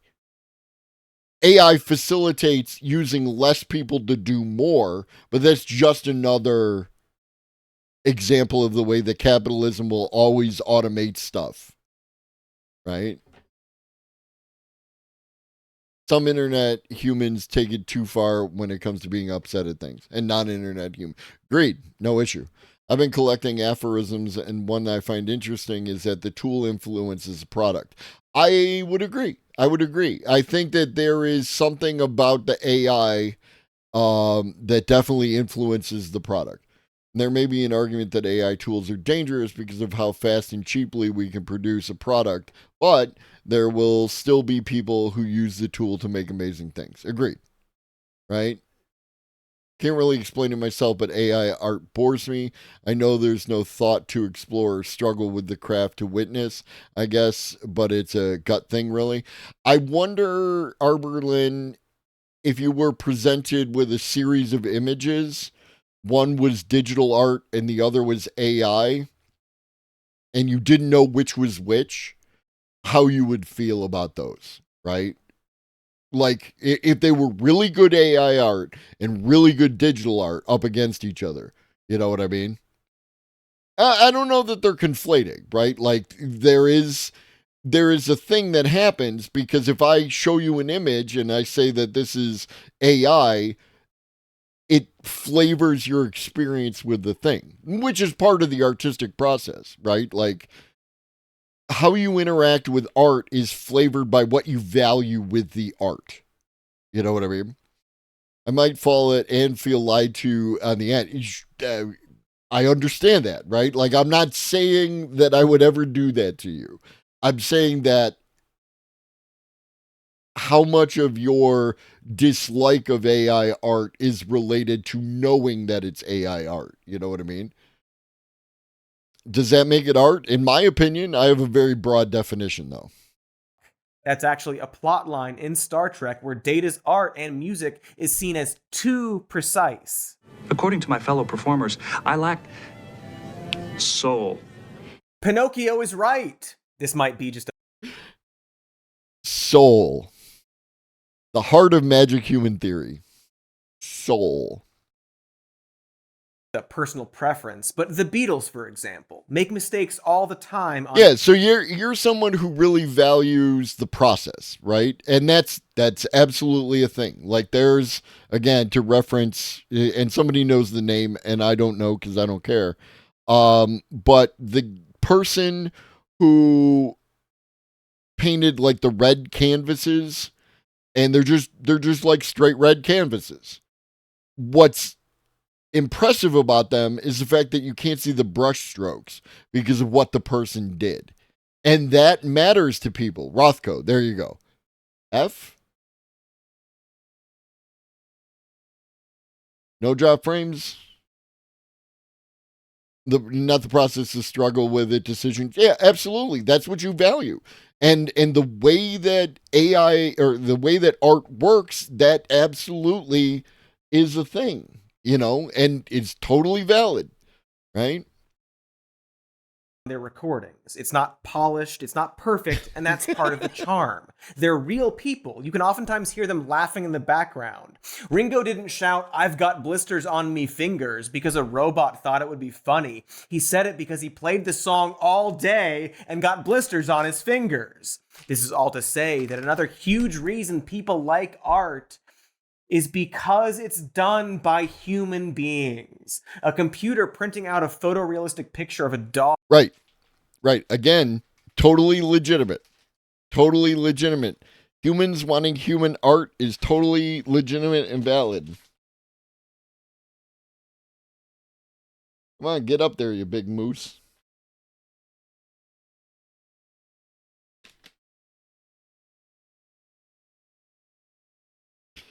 No, you're right, Schnuffle. That's the whole point. Eating a birthday cake is going. Oh, that's another thing you do. You see that a lot in politics, right? Like what you do is you find the least flattering image of your political opponent, and that's the one that you run. That's why, like, if you look at a picture of like Donald Trump in the Daily Mail, it'll look different than if you look at a picture of Donald Trump in like the New York Times. Probably, I guess. I don't know.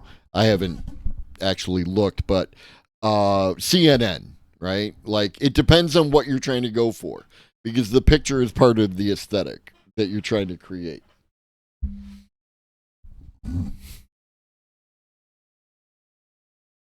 To be infinitely less impressive than a human drawing even the most abstract version of that same asshole dog.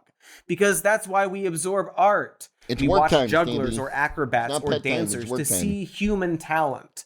And while a robot doing the same thing might be a fun novelty, it's ultimately not going to emotionally affect us. It's the same way we like to see actual humans do stunts in movies, right? Who wants to watch a CGI car ram into a CGI wall? There's a reason why action movies that forget this tend to suck, right? Would you want to watch an AI version of John Wick with fake stuntmen not doing stunts? What would even be the point of that? Who actually wants this? Like, I'm guessing that for most of you, I'm preaching to the choir. So why is AI still this big thing? Why are companies tripling down on it? Why are a bunch of people online going hog wild? Anthropocentrism is when you apply human characteristics to something that is not human. Magic human theory indicates that there's something special about being human that nothing else could ever replicate, right? It's the plot to the new Planet of the Apes movies, right? Like the apes are somehow lesser. Well, okay, yes, that's anthropomorphism. Anthropocentrism is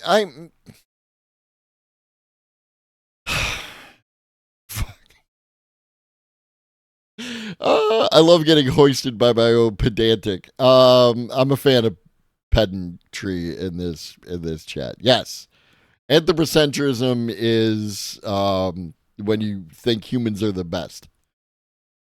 For it. Maybe it has nothing to do with art or the fact that it looks like shit.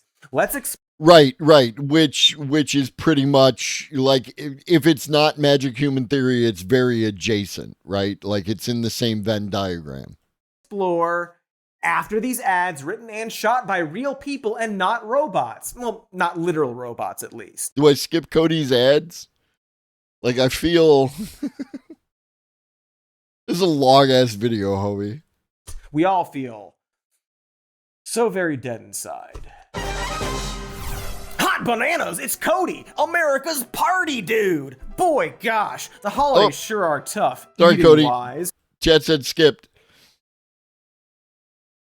There was a vote. Hi, those products made for humans in those ads seem more valid because a fellow human with human experience. Sorry, there was a vote and I couldn't stop the steal, and blame Pharaoh. and spoke to you with the proper emotional intelligence. And if I saw an ad that was made with AI images, it would automatically look really cheap and mean the company involved didn't want to pay any money to advertise, and I'd assume. How about this, Zarian? We'll run the next one, right? We'll turn the volume down and we'll talk over the next one. Fair? Assume it's a scam. Just pointing that out. For me and a lot of people, AI is repellent. It's easy to spot and automatically devalues whatever it's associated with. But for a lot of other people, it's apparently really based for some reason. See, if you agree with me, then you find AI repellent and like that. But if you actually like AI for any reason, then yeah, you're fucking Elon Musk stan crypto. Why is that? Why do some people really like AI and pretend that even the most obvious AI images are photorealistic when they very clearly are not that? That's different. Those are two different concepts. I mean, besides the people who literally have a financial stake in it. For example, Jason Allen won a digital art contest by submitting a piece generated by Midjourney, a program that appears to be trained. 100%, Zarian, 100%. I understand. No one shit talks pro AI people on the internet harder than I do, because they make my life more difficult, and I get angry at people who make my life more difficult. It is annoying as shit. I wish they would stop. Just shut up and let me do it, because I'll make better arguments than you. With stolen art. After being accused of cheating, Allen responded by saying, quote, "I'm not going to apologize for it. I won, and I didn't break any rules. This isn't going to stop. Art is dead, dude. It's over. AI won, humans lost." Speak of the fucking devil, right? Like, this is... You have to understand the concept of tact and diplomacy. You don't come out your fucking spitbox with this kind of fucking shit. Also, hi, Sieg. I saw you earlier, and it just occurred to me that I didn't say hi. Hi, Sieg. And man, what a weird thing to say, unless you yourself are a robot. Who is this person that's apparently mad at the broad concept of art? Who wants the robots to win? Yeah, and thinks it that really a few called her shitty that. AI photos are going to destroy the concept of creativity. Also, this guy is an adult. I looked it up. He's a grown... Well, I'm afraid, Dojo Drummer, that I'm going to disappoint you. I am actually aware of that video because it also came up in my feed.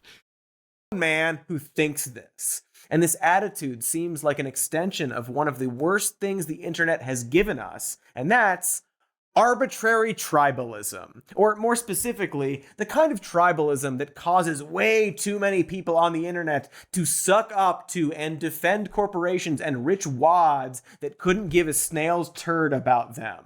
This guy is proudly and boldly identifying himself as a sniveling henchman. Where my Renfield bros at? Like, I don't know, to borrow from Manosphere speak, isn't this beta shit?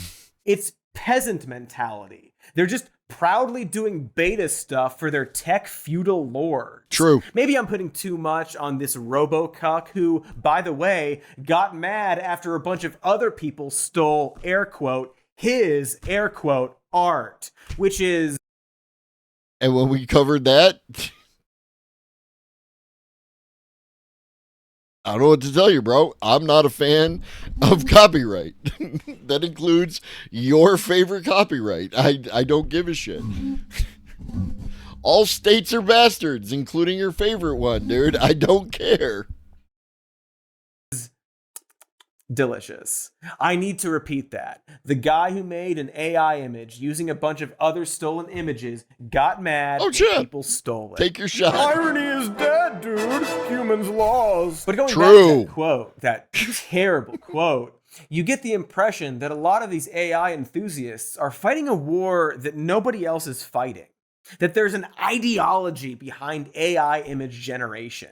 I think it's from two things. Number one, to be fair, again, to reference the way that some people, not all people, but some people on the internet and probably off the internet too, behave around the concept of AI art, and anyone suspected of breaking the pact, like that's not just you know, there are different sides to this conflict that apparently only the AI bros are having, when in fact it is being had, and they create each other. The AI bros are a fucking pain. The AI investigators are a fucking pain, and they're fighting each other. One, most people make fun of AI I mean, true, art Larry. because it looks bad. And so people who went It doesn't all look in bad. on Not all of AI it. have become defensive. It's kind of a chicken or the egg situation there. Because for anyone who has been on social media, you've probably seen one of millions of posts with some obvious AI image or video with the message, "Hollywood is finished," or something similar. Sometimes it's a joke, but sometimes you get people who genuinely claim some blurry AI video of a dead-eyed child awkwardly playing with a cartoon puppy is going to kill the film industry. Not just disrupt Hollywood, but kill it. Yes, Larry. And there are people who seem genuinely joyful and excited about that possibility, who apparently hate artists and want to replace them, while coincidentally having the worst ideas about how to. So when they're talking about Hollywood, are they talking about the corporations who run Hollywood, or the actors and various people who work on the films who are the working class? Or you know what else goes along with Hollywood that some of these Twitter dipshits like to get into? The secret cabal behind Hollywood? Is Hollywood in these cases being used as a proxy for those people? Because fuck Comics Explained. Fuck a blue check. You know what I mean? Plot Wizards Diddy. Doesn't take AI to make formulaic garbage. Formulaic garbage has been around a long time. True. The Hollywood elites use AI for art and storytelling. It really comes. Again. Hi. God damn it, you got me there, Cody.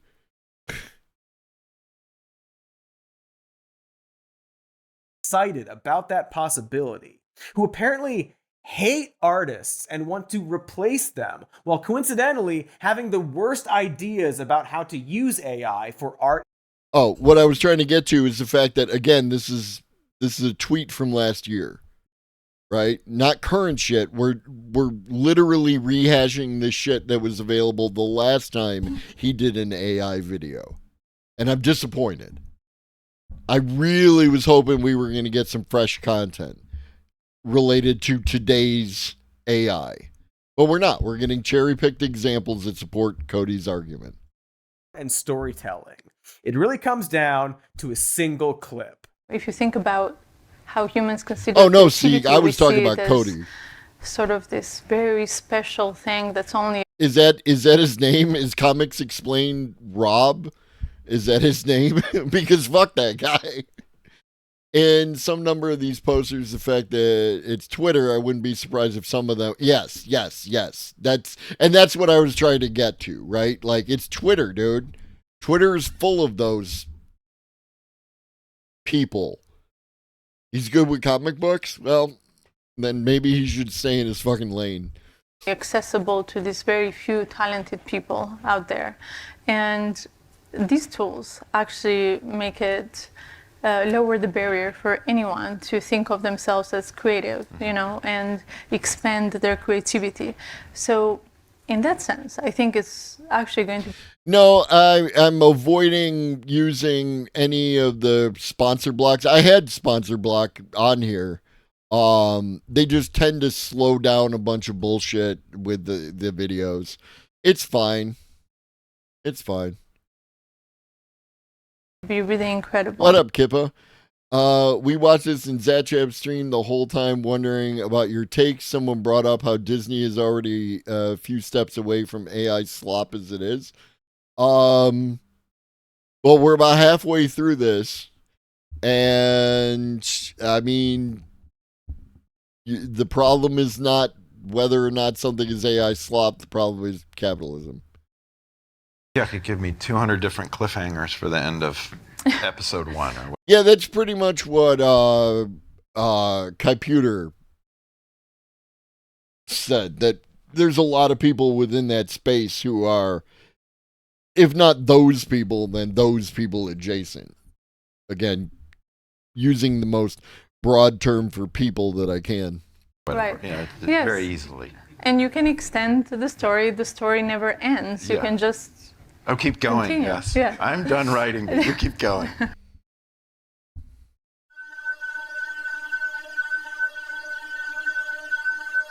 That's OpenAI Chief Technology Officer Mira Murati discussing how AI will revolutionize creativity. And she points out True, that AI lobster. enables people who wouldn't normally think of themselves as creative to make art, and then immediately gets excited about the idea of making a story that never ends, that just keeps rambling on and on. Like, Not rambling. Not rambling. Let me tell you about how we as Star Wars fans, once Empire Strikes Back came out and they had given us a sequel to Star Wars, and it wasn't A New Hope, it was Star Wars. There was no sequel. Then there was one. That was amazing. And we wanted that story to continue. We wanted more. We wanted more. Do you think, like, I understand that people don't like Marvel movies. And again, that's fine. You do you, boo. But Marvel movies make a lot of money. And you know why Marvel movies make a lot of money? Because people like the idea, some people like the idea of an ongoing story that just continues to go on. You know how I know that? Because comic books have been around for like 100 years at this point.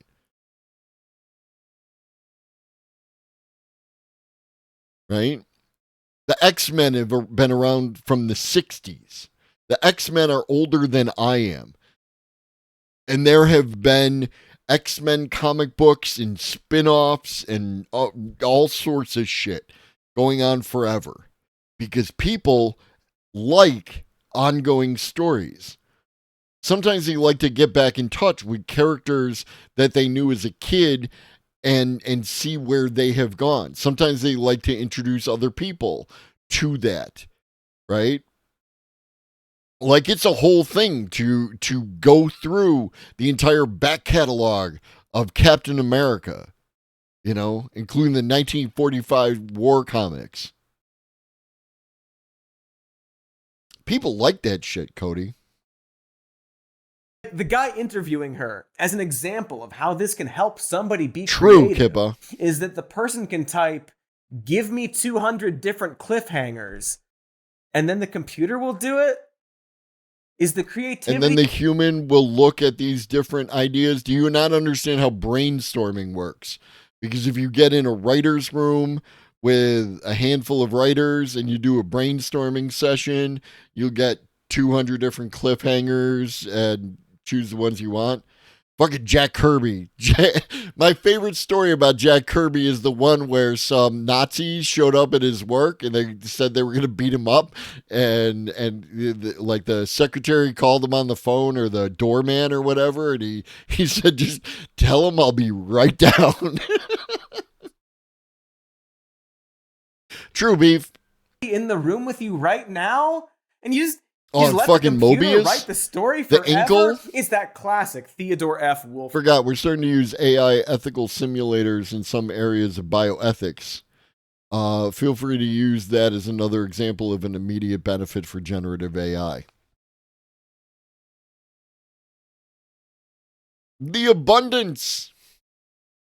Quote, "True talent knows when to keep going indefinitely until everyone gets tired and slowly stops paying attention to your work as it fizzles out unceremoniously. And boy, does that sum it up, even though it's not real. There is a very funny pattern of people praising AI for revolutionizing art who also clearly do not understand what art is. Sorry, Dojo. You were an outside kid. Oh. Yeah, Levelhead said, I think it was last night. I'm pretty sure it was last night. Levelhead said, you know that thing you say at the end, Globus? You know, like, have you thought about adding like something about going outside to it? Because Levelhead went outside yesterday. And I said, no, not really, because I'm not a big fan of outside. I do enjoy some outside. That's like that's an overstatement, but the outside that I like is when I'm just surrounded by people that I like. You know what I mean? I don't like going out there where where those people are. It's those people, the normies, that freak me the fuck out. Who have, dare I say, bad ideas. And a lot of those people see creatives as elitists and have grown bitter about that. The irony here is twofold. For one, creatives are, statistically speaking, the furthest thing from an elitist. True. Like, the majority of them are very poor. True. And will, in fact, move your couch for you if you have a sandwich or maybe a pack of smokes they could trade for laundry detergent on the bus. True. When you say the word actor, people picture Brad Pitt or Sir Ben Affleck. But only 2% of actors actually act for a living. The rest... What's the problem here? It sounds like he's setting up a conclusion. I think he's going to use the big C word, right? That the C word is the problem here? Are Uber drivers, every single one of them. The other silly thing about seeing creativity or art as exclusive is that it's literally the opposite of that. True. These people are promoting AI as a way to make art accessible to everyone, to democratize art. But it was already democratized. No, it we isn't. have the world's information. No. It isn't. This is the point. It's only democratized when everyone else has access to do it. The people who felt excluded, some of the people, not the fucking tech bros. Fuck those guys, right? We're there. But people like my friends who don't have time to create art by hand or by digital, if that's not by hand enough for you. Those people have access to be able to create images that they like and can share with other people and are an expression of their intent. And those people, they're working jobs, dude. They're trying to spend some time with the family. So what you're saying is you can't create art you would be satisfied with? No? I didn't say that. Because you can make bad art. Bad art is art. Absolutely. I don't like Basquiat. Basquiat, like, I don't like their art at all. But other people do. Fucking groovy. Right? I'm saying that a lot of people don't have time because they're working their job. They're probably commuting to and from work. They have family members to take care of. They're trying to spend some time with the family. And then, they go to sleep. Right? Leaving aside any of the ableist nature of some of those arguments. Right? Specifically related to just regular normie folk who are doing their shit. My brain, art stops being art if you're selling it to survive. Art can only exist for itself by its creator for its creator's purpose. That's fair. At our fingertips, anyone can pick up a pencil and draw or write a story. That's an ableist argument.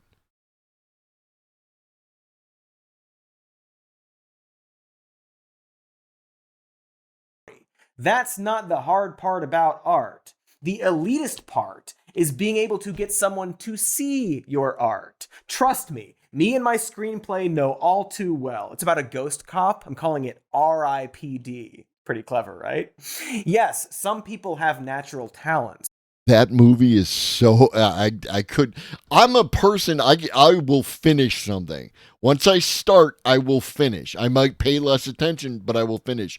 R.I.P.D. is in the rare category of I cannot finish this fucking movie. But anyone can learn an art form if they are passionate and take the time. Even if you have bad ideas, you can get feedback and grow. Everyone gets bad ideas, even talented people. Unrelated to that last sentence, did you know that when M. Night Shyamalan wrote The Sixth Sense, he didn't think of the twist ending until the 5th draft? He wrote 5 versions of that story before thinking up the most important part. And if AI told him from the start, do a twist ending, the movie would be way different and potentially much worse. He wrote his draft. If it can potentially be much worse, it can also potentially be much better. That's the thing about potentials.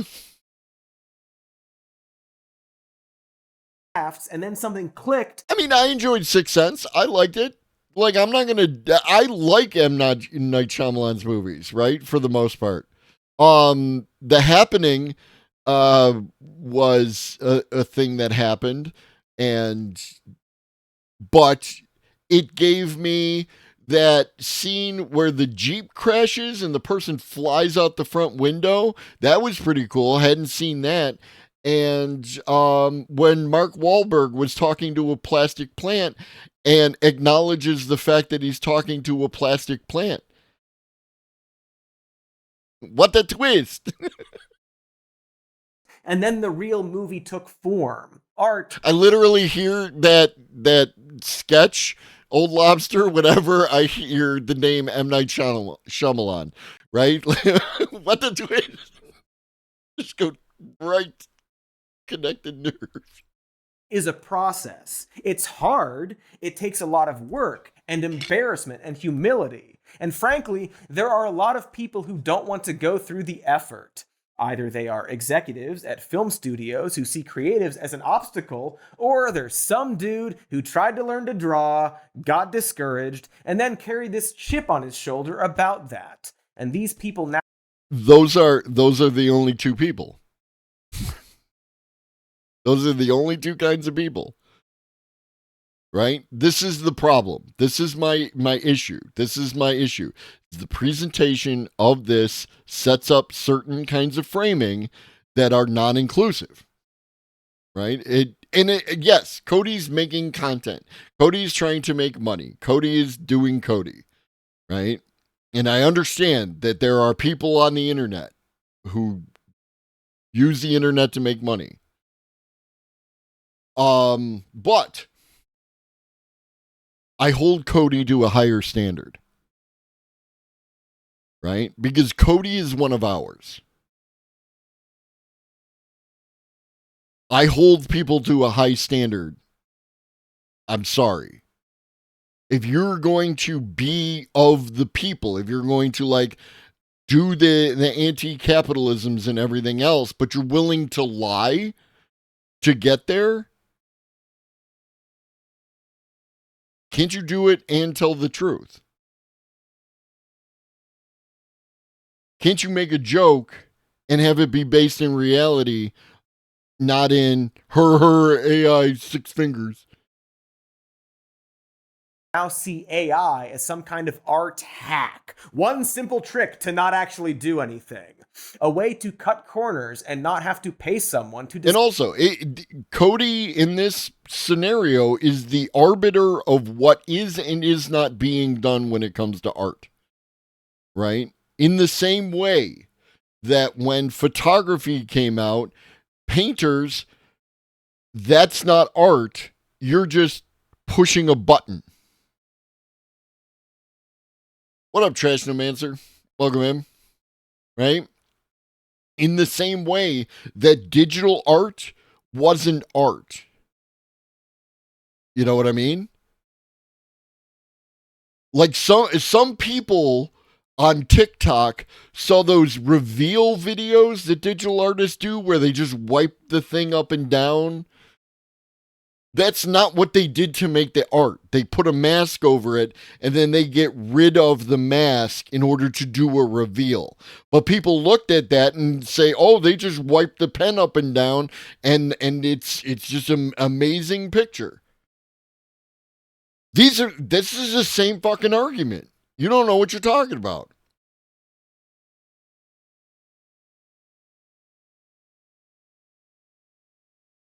What up, Spectrophonic? I don't know what that means, but congratulations or condolences. Sign a logo or jingle or make their Looney Tunes fan art where Roadrunner has those huge milkers. Meep meep indeed. Good callback, us. Great work. There's a reason so much AI is used for fan art. I think a lot, perhaps most of the people being really... Is he dunking? Is he dunking on fanfic? There's no weather in Portland? There's weather everywhere, baby.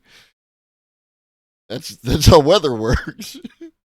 Aggressive about AI and going off on how it will kill all the Hollywood elitists are really, really pissed off fans. And honestly, I get it. I'm a pissed off fan. Skywalker too. I watched Rey say those terrible, terrible things at the end, and I wished I could reach into the screen and change it. Hey, JJ, earlier in the movie, you had an old woman ask Rey her name, and she said Rey, and they said, Rey what? And she said, sadly, just Rey. Have her say, just Rey at the end, but be happy about it. That makes sense for your movie that you made. Change it. I can't. I tried. I reached into that screen, and it...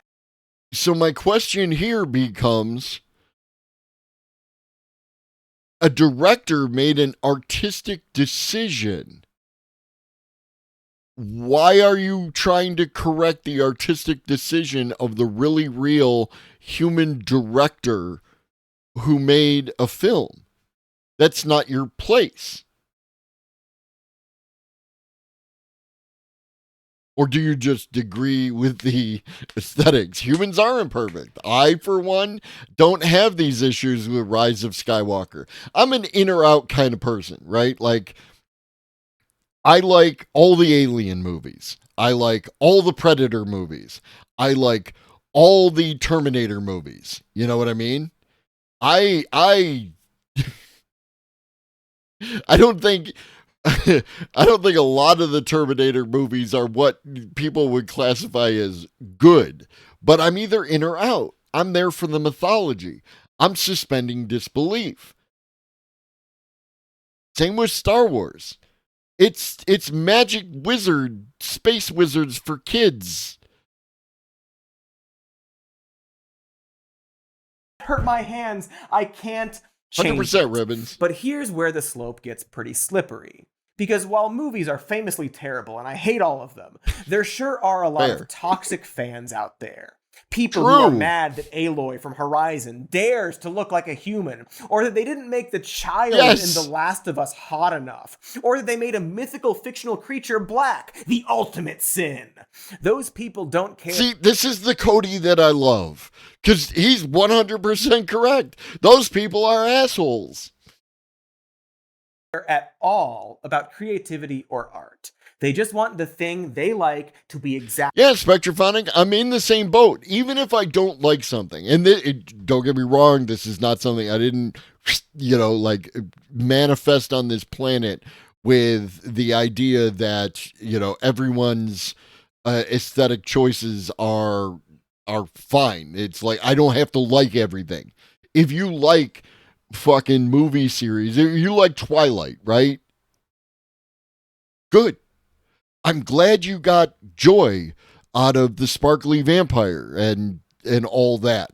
And we're not getting into that other shit that some of you are already typing in chat. We're not talking about that. We're just talking about the aesthetics of the thing. Not my bag, but I'm happy for it existing. Does it make you happy? Yes. The problematic... See? Now, I'm not saying there aren't issues with that and like that, right? But, like,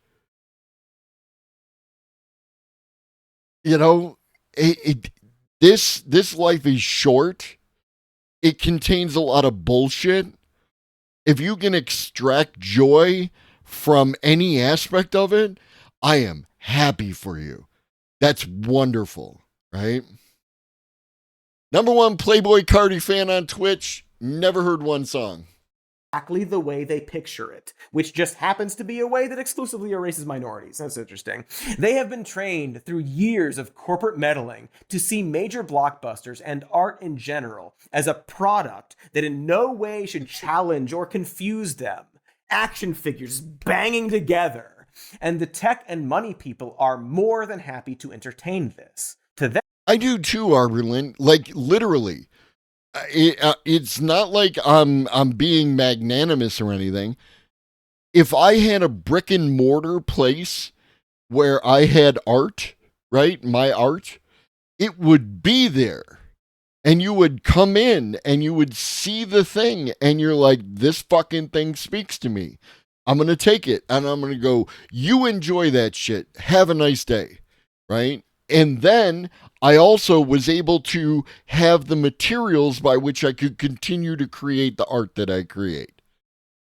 Those are two separate fucking things.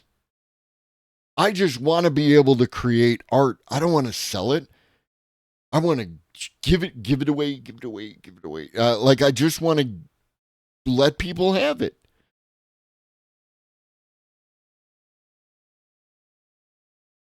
Someone should show this guy the earlier part of the video where he's complaining about AI-generated video being at night rather than the source of its recreating being during the day.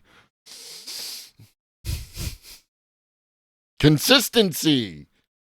them, artists get in the way of making money. So they'll say stuff like, well, in the future, fans will be able to put themselves in the movies. Like, that's the natural progression. I understand, Arberlin. And the most toxic fans will eat that up and talk about how they're going to finally defeat Hollywood. It's rich people who hate art selling bad ideas to people who don't understand art. Or worse, see art as being an attack in this great and holy culture war. I apparently don't understand art, and that's my fault. I've actually been to art museums. Going to museums is one of my, like, for non-Woods type outside, give me a museum, right? I love to go to a museum. Art museum, natural history museum, stolen British colonizer museum. I love a good museum, you know? And people are quiet. People don't try to fucking talk to me at the museum.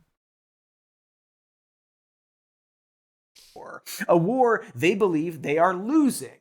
We've done several videos about this, about how conservatives have lost their ability to make art and entertainment. And while we gave our reasons why we think that is, here's what Ben, I wrote an entire book about how Hollywood didn't like Larry. my screenplay, Shapiro, has to say about it.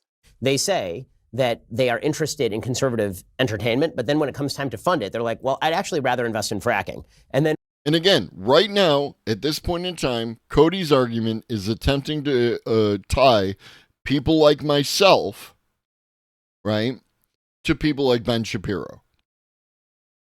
Trying to make that connection. It doesn't exist, and he's using dipshits on Twitter as his proxy. But this is where the argument goes. when it comes to what they want to watch, what they actually want to watch is the same stuff that everybody else wants to watch. He's talking to Jason Blum of Blumhouse, by the way, who they label as a liberal Hollywood exec, and yet Ben absolutely fawns over him. Because Ben would drop his entire network and kill his family if that dude offered him a single writing gig. True. But what he's saying there is true. Nearly no one is funding conservative art because it sucks. They have no arsenal in the culture war. Until now. To them, AI is the A-bomb to end that war once and for all. Because I'm sure you've noticed that AI art is disproportionately supported by conservatives. Remember all the weird Trump AI images before? Not all conservatives.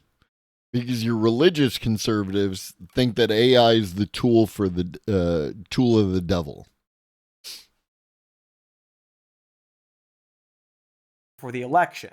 And there's a reason for that. It's the same reason basically every musical artist sues or gets mad at Trump for playing their work at his rallies. They can't or won't hire artists, they don't often like Trump. don't understand art, and are mad that their side has very little support from creatives and artistic people.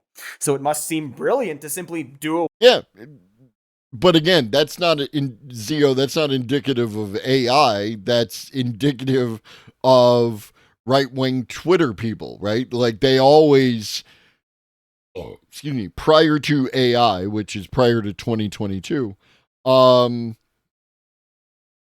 they were doing QAnon shit, right?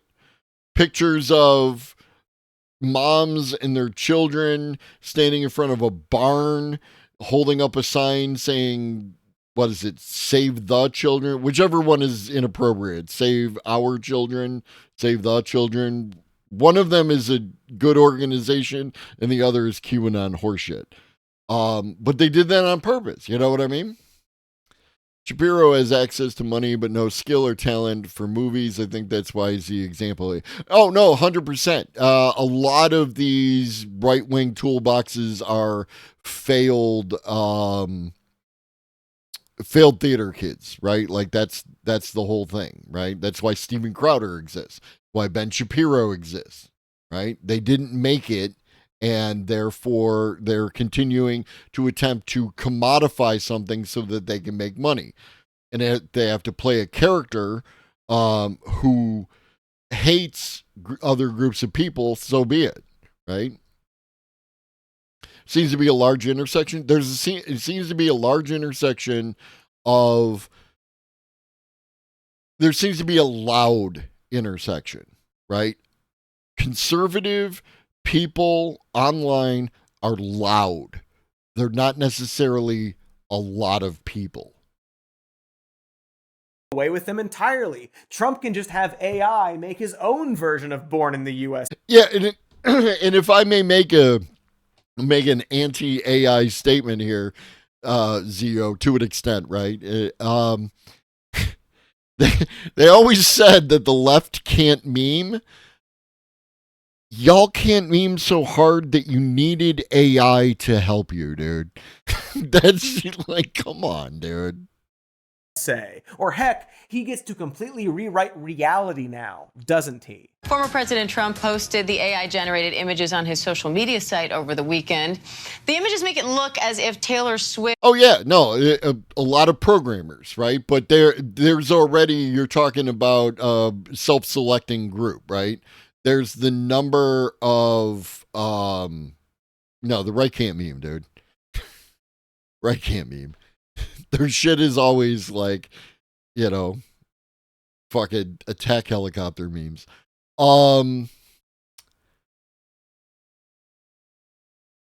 The number of people who end up in that space also tend to associate with people in that space, but they're not representative of the greater population, is the point that I'm trying to go for, right?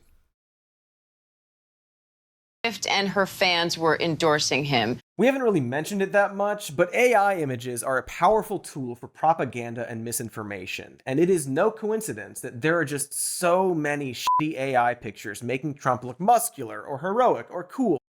There were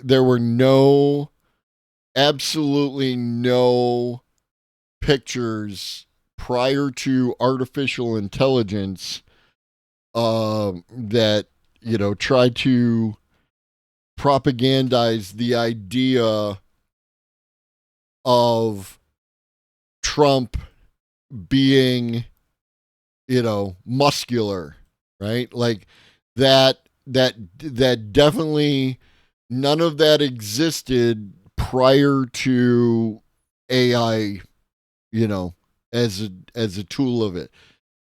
This is definitely not an image created by an artist to show a strong, muscular Trump with long, flowing locks, killing the brute of political correctness.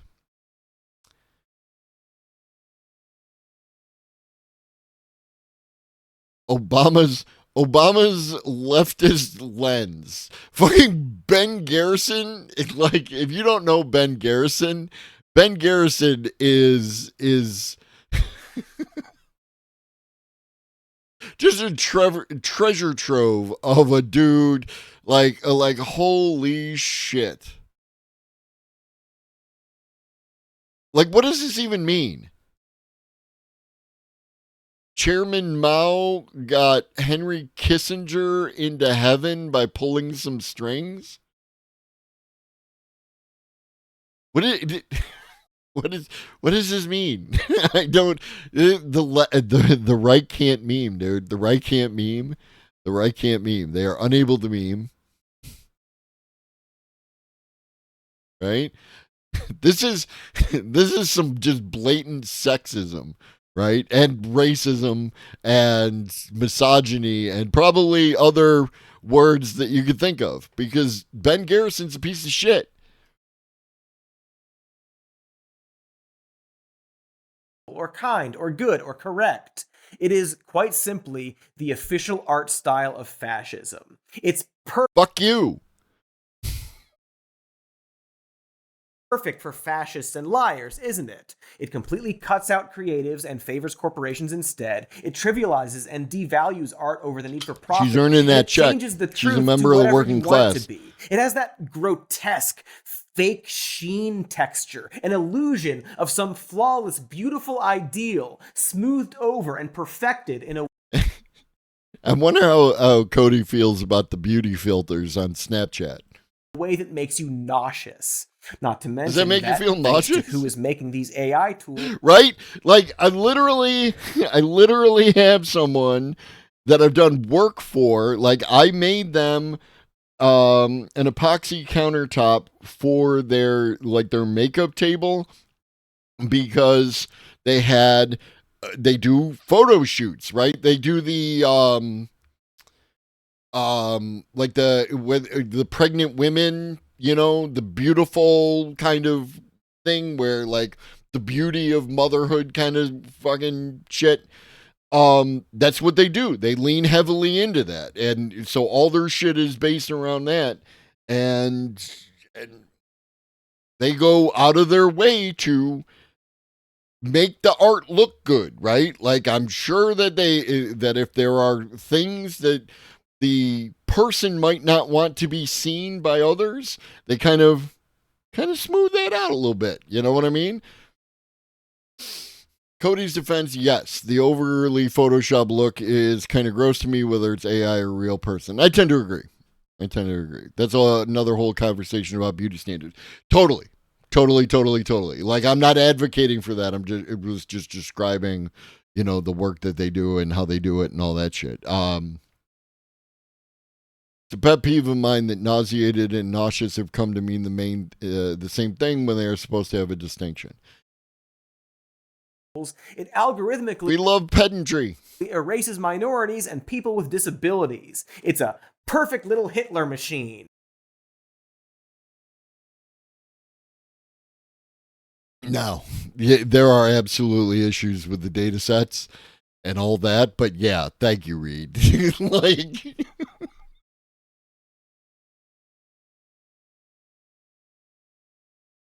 Don't just ask me, ask Kate Crawford, a tech researcher who pointed this out 7 years ago. AI and fascism work in hauntingly similar ways. For example, take facial recognition.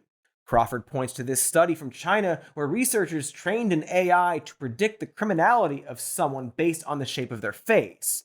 You know who else predicts the criminality of someone based on their face? Fucking fascists. Like,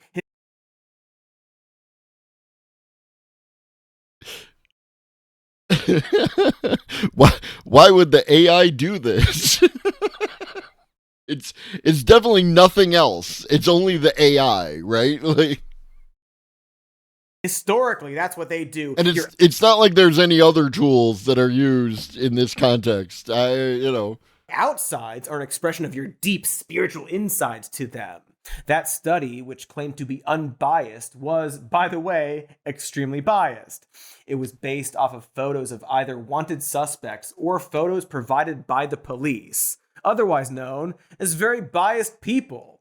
That's not an It's weird that if you take a whole bunch of biased images and you put them into the data set, that you will get biased outcomes. It's almost like we can fix that and it becomes an engineering problem. And all we have to do is create, and I'm not going to get, because do we want unbiased data sets? Is that even possible? Or do we want like equally biased data sets? That's a separate discussion. But better data sets, you know what I mean? And then you take the data set and you put it in the machine and you'll get better outcomes. objective view of criminals, but rather the people that the police say are criminals, isn't it? Its conclusion was, quote, "The faces of general law-abiding public have a greater degree of resemblance compared with the faces of criminals. In other words, criminals have a significantly higher degree of dissimilarity in facial appearance than normal population." They do not. In other words, it's saying that criminals are people who look weird. But what it's actually saying... Also, 700 and some odd images is a terrible size of a data set. They got them crime genes. Is that the police have a bias against people who look weird and tend to catch the criminals that don't fit in.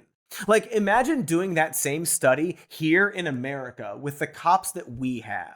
Imagine giving a computer pictures of the people cops see as criminals and then asking it to create a totally unbiased profile of what a criminal looks like. Right. I don't have to tell you how badly that would go. It's a feedback.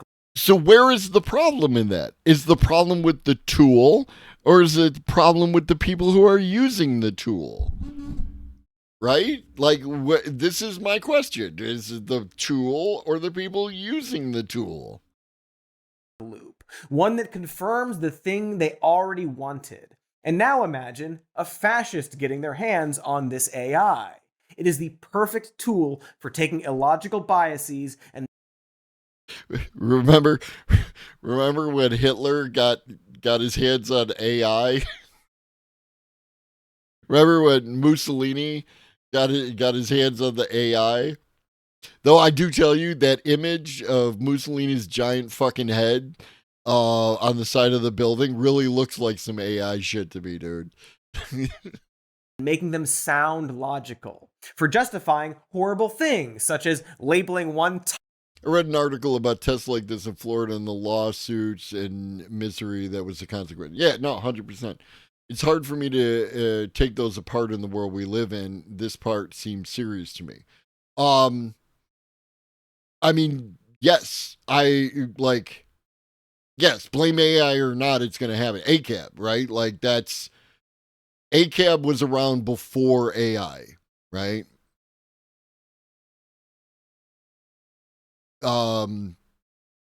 Police, military, they exist to preserve capital and the governance that preserves capital. That's how those systems work. Excuse me. Type of person... No, it's not ubiquitous good. No, absolutely not. Right? AI is not, like, good. AI is a tool. Right? You could theoretically, right,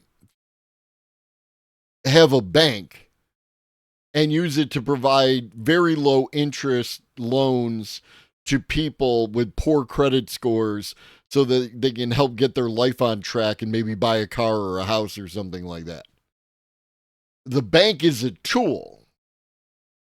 Broadly speaking, the people who own banks are also tools in a different way.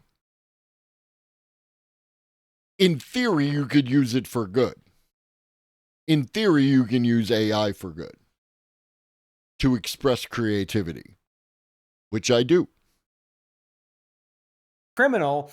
It can be ubiquitously bad if you ensure that only sufficiently large corporations can get it, right? And again, copyright serves capital. It does not serve the working class. It does not serve individuals. If you have any questions before you bring them up, I would ask that you watch the conversation that I had with Dr. Yasmin. Again, it's available in the VODs or on my YouTube channel. You can turn it up to 1.5 times speed, and it still, you can clearly understand what it is we're talking about, and we don't come across like chipmunks. I understand it's 3 hours. It's a lot to take in, but I feel like we clearly lay out a historical and ethical and every other argument you could think of against copyright and how it only serves capital. There are open source AI models. They are competitive with, they are competitive. They aren't necessarily like as good as, but they are competitive. Those models are trained on the exact same kind of data sets. The ones that are competitive are trained on the same data sets as the ones that are closed source, because it's the data sets that are available. The idea is that you have to rebuild the data sets. And claiming that they did it using a totally objective method. AI can scan faces, make snap decisions, and effortlessly stick people into groups based on biases it can't possibly understand. In terms of art, it not only will stagnate it, but become an echo chamber for some of the worst ideas humanity has to offer. That it can People love to pretend like But AI that's people is doing it. sentient or an independent entity from us, an Who does objective that? third party spitting. I've not yet read Snow Crash. I actually got it. I'm currently reading what the fuck is it? It's got such a weird name, I keep forgetting it. Consider Phlebas, which is part of the Culture series. I do intend to get to Snow Crash. I just wanted to read I wanted to try out the Culture series and see if it was something that I wanted to get into, and I think I do. I feel like I'm going to run into a bunch of people who interacted with the Culture series and came away with an entirely different message than I am, but we'll find out. Sage-like truth from the mouths of digital babes. People love asking ChatGPT really deep questions and then acting like the answers have some kind of weight to them. Take your meds. I think that's why they might confuse AI images. Is there any of you haven't been here at the end of stream before? At the end, I say, and in the meantime, drink your water, eat some food, take your meds if you forgot, and always remember that Shaggy loves you. And so do I. Bye. With some kind of creative act, but it's just a parrot, and not even a cool parrot like any real living parrot. It's just taking human created content, shuffling it around, and randomly or not so randomly regurgitating it in a way that seems unique. And because people don't understand that process, it feels like magic. Smart magic. And ironically, there's a future where our demise won't be from the machines that gain sentience, but rather from humans who think that machines have gained sentience, and use those machines to justify terrible things. It was us! We're the bad ones all along! True. Also, what happens if the machines do gain sentience and no one believes them? Then what? Man was the monster. Has anyone made an art about how man is actually the monster? Am I the first to do that? I should put that in RIPD. Let's take an ad break while I hop into Final Draft and add that to RIPD. All right. As agreed to earlier, we are going to turn Cody way down. Not off, but down.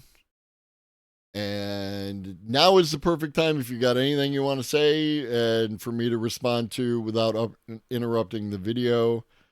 What are we at? 42, 3 minutes. Go. Hey, thank you for the follow. This is crazy. Here's my number.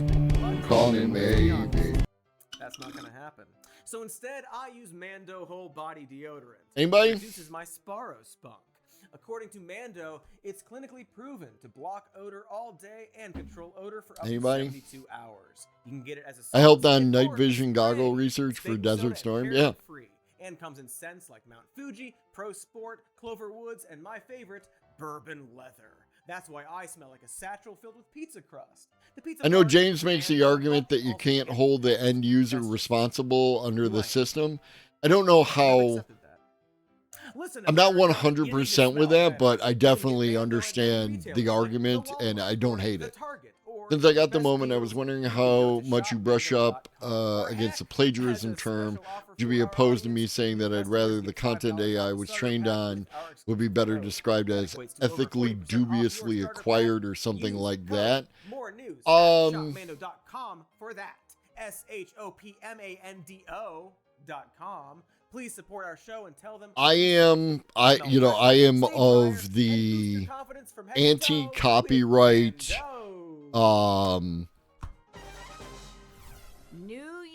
oh, they're still going. Yar type people, right? Like I was there with LimeWire and something else that predates LimeWire, Napster, and everything else. So I don't think it's ethically dubious, right?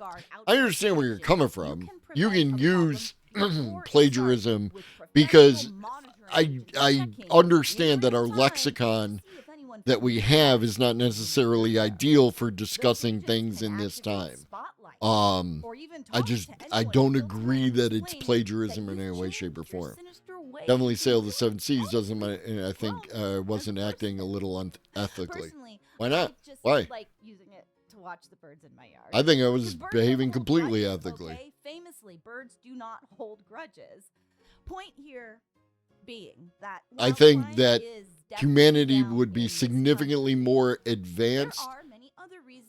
Wasn't reselling the content. I don't resell content either. The only thing I've ever resold was the process of like if I burned something onto a CD, then I was looking for compensation for the burning in the CD, not the you don't, but OpenAI charges for its services. That's my issue. Sure, but let's are you chatting on a phone? Are you chatting on a computer? Like both of those are unethical in that sense, right? The act of exploiting the global south, the act of exploiting workers, the act of environmental damage, any critiques that you can lay at the feet of AI for being unethical, you can lay at everything under capitalism, right? Ultimately, that's where I default back to, is like, I don't like saying there's no ethical consumption under capitalism because I feel that a lot of people use there's no ethical consumption under capitalism to hand wave any critiques of their own behavior, because I feel that there's a balance between, you not really being able to behave ethically under a system and you being aware of the ethical considerations of behaving under a system and doing your best. Right?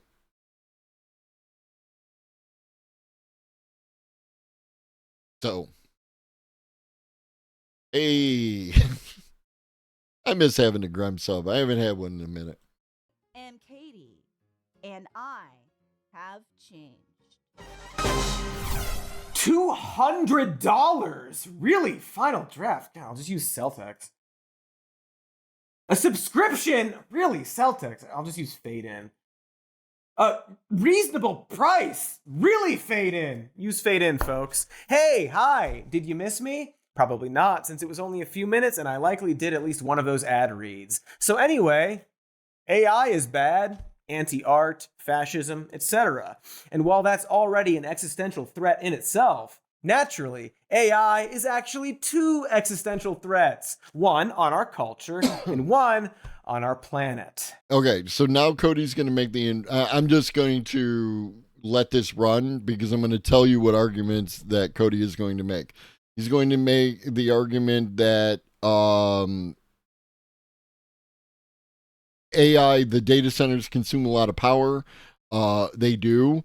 They consume significantly less power than the industrial sector on both a worldwide and U.S. basis. We've covered this on numerous occasions. And also the rare earth minerals that go into the creation of artificial intelligence tools are the same rare earth metals that go into computers and cell phones and everything else that, and they're mostly controlled by China. So,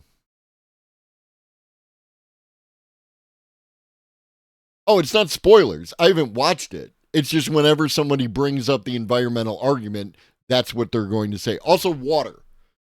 China water is another thing. The difference is that the data centers are at least making an effort to use more recycling, and also to use other water sources that aren't suitable for human drinking, like gray water. Also related to the electrical question is the fact that as much as we as Americans have made noise about wanting green energy, like if you're going to do electricity, let's do green energy, let's do renewables and shit like that, which, whether you like it or not, includes nuclear. And if your problem is the nuclear waste, France has it figured out. The only problem is that it's not cost effective to do it. There's also an American company that's working on closing the loop. I wish Captain Jackass was still on Twitch. As much as we tried to get them to do some of like more green energy type stuff, not a whole lot happened. The minute the money people, the data centers, the Metas, the OpenAIs, the Microsofts were like, we need more, power, this, that, and the other, then we started to move.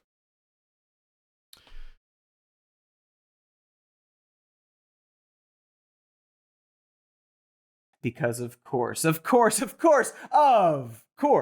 generative AI uselessly eats up a ton of energy. According to a chief executive. Uselessly is a subjective statement based on whether or not you think that generative AI has value.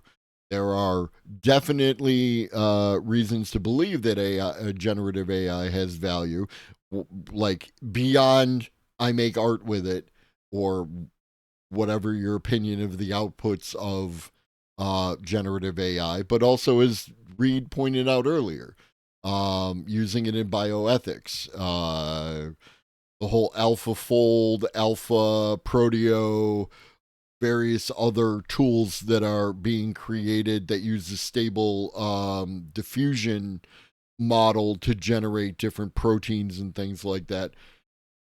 Those are examples of generative AI that I would argue are not useless no matter what you. Gaming uselessly sucks up a ton of power, doesn't it? Executive of the chip design company ARM, AI data centers could consume up to 25% of all power in the United States by the end of this decade. No, generative AI is not the only way to approach AGI. Generative AI is an aspect. Like the idea of the large language model, if you think, as I do, of the human brain, the LLM is the communication center, right? Where it can express information and intake information. Multimodal LLMs are, as far as I can tell, the height of that technology. So it functions in that way. There's a lot of other stuff going on in here. So there's a lot of other models of AI that need to be adapted to this in order to do stuff. The reasoning model, right? The process of chain of thought reasoning in recursive improvement of the answer that it's trying to give you is an example of that, right? There's another element being added. And there are more elements to be added, many layers.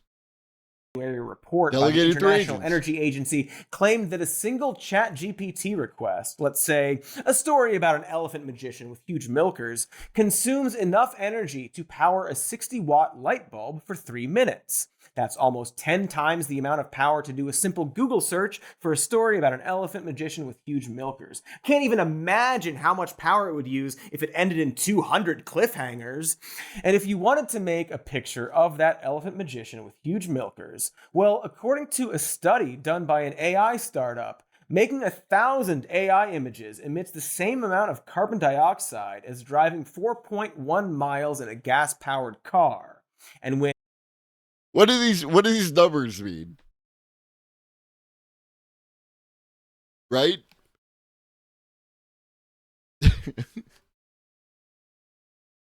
Like lighting a light bulb for 3 minutes, okay? Driving see, to me, the fact that I can generate 1,000 images and only put out as much carbon dioxide, and how is that determined, right? Is it because you're using coal to generate the power, or is there something inherent in the data center that's producing carbon dioxide? Like, so then if we went with solar power or wind or geothermal or nuclear, I mean, and the response to this was something about like how the act of, you know, creating pencils and paper so that people can draw their art was some fucking number. It's all silly. 34 million images of things with huge milkers are generated every day. I mean, it is a concern, Beef, but once you look at it in context, it's not as big a concern, right? There's a whole bunch of, you know, humans do be doing dumb stuff, but like the power consumption is something that everything does, right? Like houses consume power. My computer is consuming a lot of power by me doing this process. Video gaming has power. It's just an arbitrary, this is bad, this is good kind of argument. You can see the problem. And speaking of huge milkers, I don't see the problem, AI, of course, also consumes a bunch of our water. Let's say I ask 10 to 50 questions of ChatGPT. The reason I front-loaded this entire thing with my arguments of responding to Cody is so that I wouldn't be doing this pausing thing over it, which I'm doing, and I apologize for that. But my behavior probably isn't going to change.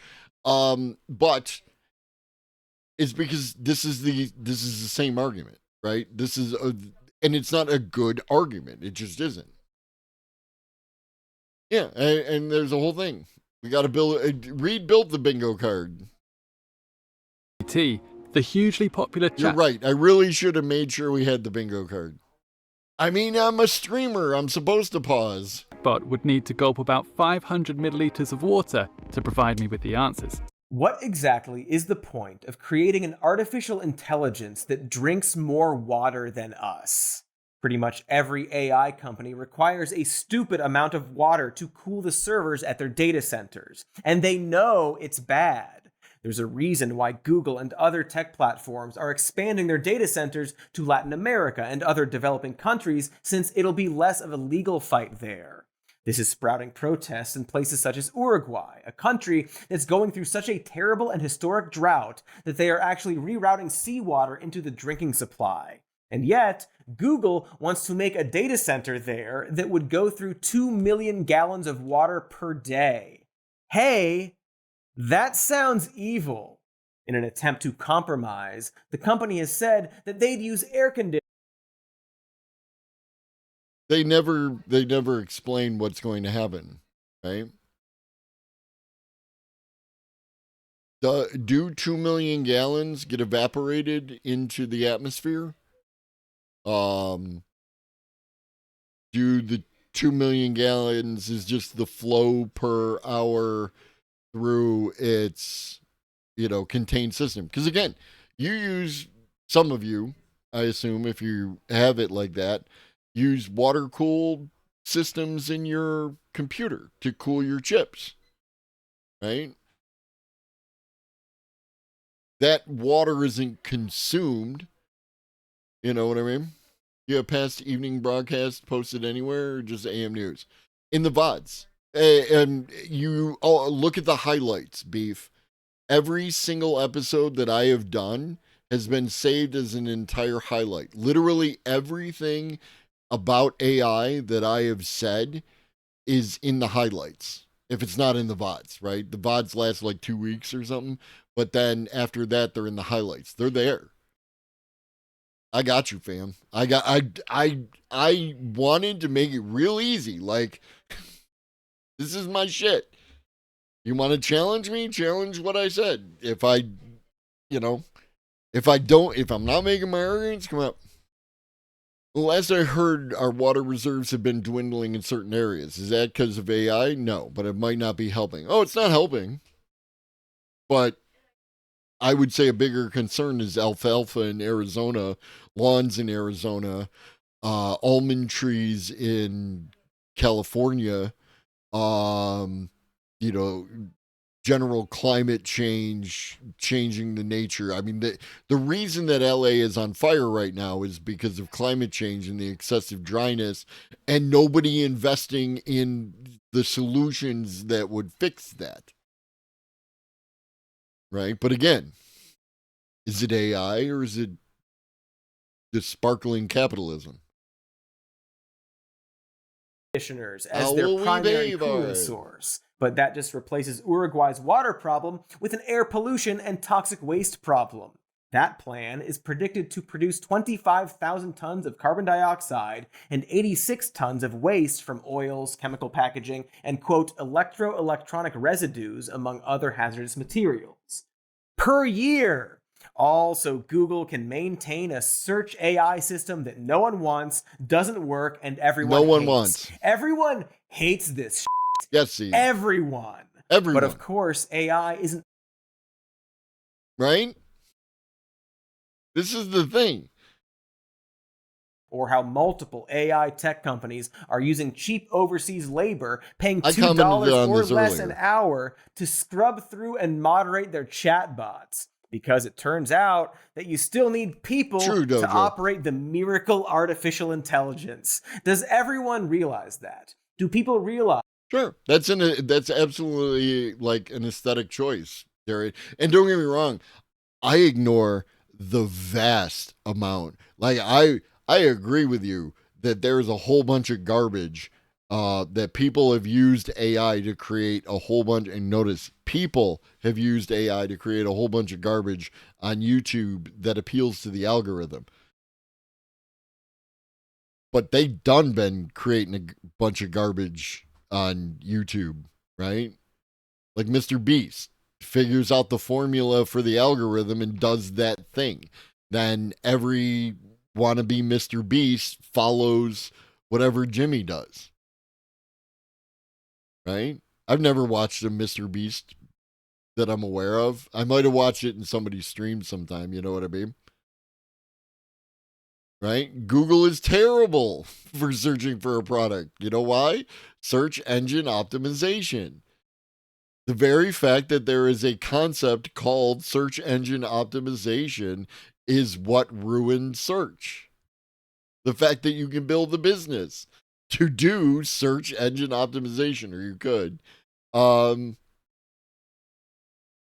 witness the problems inherent in the system. That a lot of companies have had a history of hiring cheap laborers to pretend like they are AI to make their tech. I don't know, like, I need to look at what they're referencing here, because I have heard this argument, and I guarantee you that when you're typing into ChatGPT, it is not some dude in India pounding out the keys at light speed. It's just not happening. Seem more impressive. I cannot stress enough how unimpressive AI is, and how the only people who seem to like it are sycophants with weird ideological hang-ups or large corporations who want to save money. That's me. Since I'm not a weirdo with ideological hang-ups, I must be a large corporation looking to save money. I did it, chat. I did it. I'm a large corporation. After all, the big answer Probably, to Larry. Why we're seeing more and more AI infiltrating our media, despite no one liking it. No the one. Big, boring reason No one we at all all. knew, going back to that Coca-Cola ad. It's money. Of course, it's money. So it's Despite capitalism. of an overall recession in the tech industry, investors are flooding billions of dollars into AI startups. It's the big... Are we doing hype bubble scam content? Is that the arguments we're going to get? Hype bubble scam? short-term fad that corporations adore. Everyone has their own AI now and are desperately trying to keep up with each other. In the next 5 years, investment in AI is predicted to surpass $1 trillion, and people don't even know what to do with it. They have no idea. There's a big report out Friday from Goldman Sachs in which people are absolutely lost. They have no idea what to do with AI. Like they get the AI and then they just stare at it. Like the monkeys in the beginning of 2001, they just stare at it and they smash bones on the ground. And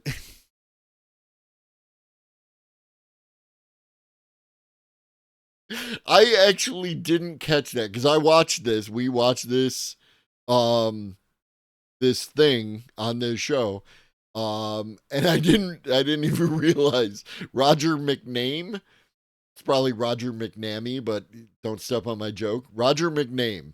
This is like, hi, I am generic politician. My friends call me Gennaro. they make the point that the amount... And this motherfucker looks like, what up, Kai? Who's this, turtle senator? Come on. Thank you. McConnell, right? Tell me it's not like they are. The simulation is breaking down. The devs are lazy. They're not getting us new content. They're reusing old assets. Roger McName, they just copied some shit from the other file and gave us Mitch McConnell with long hair and slightly younger. Amount of capital investment in this sector, which is billions of dollars. I mean, Harry Anderson, yes. It's so large that it's almost He's AI. The AI took Mitch McConnell and Harry Anderson and blended them in its weird AI magic to produce Roger McName. Imaginable that we're going to get a rate of return on it. We're making assumptions about what this technology can do that we haven't proven yet. And as a consequence, we're applying it in places where it may not work. Also, this guy is a Wall Street investor. Eric Idle. Yeah, that's fair. This guy's a Wall Street investor who was on the side of AI is a bubble that's going to burst any fucking day now. Which, still kind of waiting on that. And if that's true, then the mania is going to come to an end, and the largest stocks in the S&P 500 are all going to be very heavily affected. There are so many rich people who have so much money dumped into AI that they are going to cram it down our throats, despite consumers rejecting it time and time and time and time and time and time and time again. It is vital for them. I love when you throw up different media headlines as examples of consumers rejecting a thing, right? Because media definitely never does clickbait headlines. That the general public accept AI, not just for search engines and you customer better copyright service, that but text, as artists. They need a world where making an entire ad or movie from AI isn't poison for the company that's funding it. And so ultimately, AI art is a corporate-pushed ideology powered by the sunk cost fallacy and all of our water. They will glom on to whoever is willing to accept it, be that fascists and dummies or whoever. And if creatives and journalists stand in their way, then they will simply push those people aside. And lucky for them, they also own the algorithms deciding that. You've probably noticed that social media sure has been filled with a lot of AI slop lately. Either as political propaganda posted by very stupid people, or just random posts of sad cats, or those pictures where if you squint it makes a secret image, usually of Jesus. Well, you can probably guess that the reason they are suddenly everywhere is because the algorithms themselves are pushing them. Facebook and Threads and TikTok and Twitter are going out of their way to thrust these AI images upon us, giving them an artificial sense of popularity. They don't care if these images are misinformation or fascist propaganda or... And they never have. Again, this did not start in the year of our Lord, 2022. Ask anybody how much AI art they saw during Brexit, during the run-up to Brexit. I guarantee you it's almost nil, if not nil. It might be nil, but I'm not an absolutist. I'm a Bayesian, I guess, is what I get from listening to Ivan Neo. The point being is that social media is based on keeping you engaged and will put whatever in front of you that it thinks it's going to maintain that engagement. Thinks, right? Like, whether it's AI or whether it's enragement engagement or whether it's friggin' QAnon, right? Or Brexit or racism or, whatever. That's a social media thing. And the thing behind that, when we pull the mask off of old man social media, what we see is capitalism. Or take eyes away from actual artists. Because to them, social media is just a big money machine that they constantly tweak to squeeze out the most profit. True. They don't actually have to do anything, but provide the space and siphon our data and plague us with ads. Like something you'd milk. I don't know what exactly. But in that process, the variable they always had to contend with was people themselves. Trends, humor, intangible things you can't calculate. It's ultimately up to we social humans to make a social media site popular by actually posting on it and consuming each other's posts. At least for now. Because wouldn't it be neat, for all those rich people I mean, if they could guarantee output? If they could look at their numbers and say, we need more cat memes, and then just tell a computer to generate those, make them look authentic, and then use an algorithm to boost their popularity. If you're correctly realizing that doing this would devalue their website and likely drive away users, well, good news for the rich people. Have you ever wondered what it's like to be popular on social media, like those influencers with millions of followers? A new microblogging platform called Social AI has launched. It's similar to Twitter, but with one major difference. Are any of you? There are allegedly 57 viewers in this chat, according to that number right there. Have any of you ever heard of Social AI? And if you have, are you using it?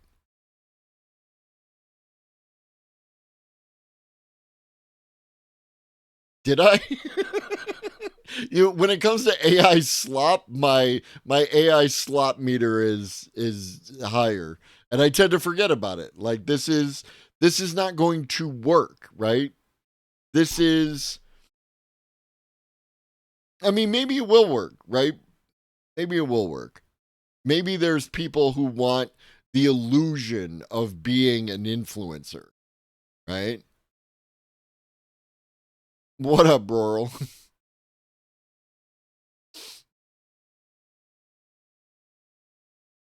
You're saying, I think Facebook has social AI now. Or use it in, I'm not sure if that's what you meant to say, Cosmic, because I know you use the thingy. I like the crinkly paper look. I do too. Do you ever do the thing where you crumple up paper and you paint it with tea and you burn the edges to make a pirate map? I pulled this idea out of the garbage. Instead of interacting with other people, you engage with an endless number of AI-generated bots that only respond to your posts. So we're in hell. Now, bot farms have been a thing for a while. Thank you. If you, I don't know, stupidly made a social media site that paid people for engagement, it would attract a lot of these bot farms, obviously. What's True. interesting about this app, Social AI, which uses AI chatbots to make you feel popular, Right. it has nothing to do with that app at all. What's interesting is that the creator of that app is now working for Meta specifically to help build the future of generative AI. They don't give details, but considering his previous work, it's possible that this is Facebook's attempt at staying relevant by using AI to not only create slop posts, but to engage with the slop posts. Just AI slop talking to AI slop until no one is actually on these sites. All so they can. We got to dead internet theory. Love it. Absolutely love it. Yeah. Look profitable on a spreadsheet. I think in their minds, if they make their sites look popular, then young and I mean, Dojo, that sounds lovely, and weird, but like in an internet way. So I'm kind of into it, but at the same time, maybe it's already out there. human people will show up. But ultimately, it's just going to be this weird, humanless ecosystem of bots engaging with other bots Everybody to keep a needs a company's bosom stock for a high pillow. until it Everybody suddenly needs and a violently bosom. collapses while a bunch of very rich people eject themselves from the disaster. Yeah, that's where I'm Meanwhile, at, Zary. actual humans who make actual art will be, I don't know, man, probably not doing great. Maybe on MySpace, who knows? And so at this point, our only hope is that someone, perhaps with an email address that ends in .gov, does something about this. The European Union has put various AI protections into law for their citizens, and appears to be adapting them and refining them over time. But this ain't Euroville, this is Ameriburg. Just again, remember that government regulation often isn't to protect its citizens and often is to protect capital, even in Europe. Again, watch my video conversation, Dr. Yasmin. Artists are obviously advocating for updating copyright laws and even taking these companies to court and winning, True, Larry. in fact. So that's a start.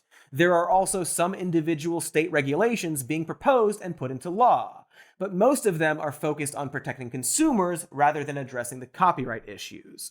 For now, if you are an artist concerned about this, you should look into a tool called Nightshade that will actually poison or mask. It may do what they claim it does. It also, as Old Lobster is fond of pointing out, it will lead to AI tools that just remove all the nightshade. So it's not a fight back against generative AI. It's a fight back against your art being included in the data set. And I'm sure some of you are like, cool.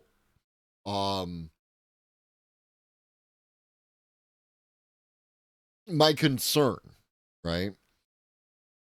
My concern with removing stuff from the data set is the idea of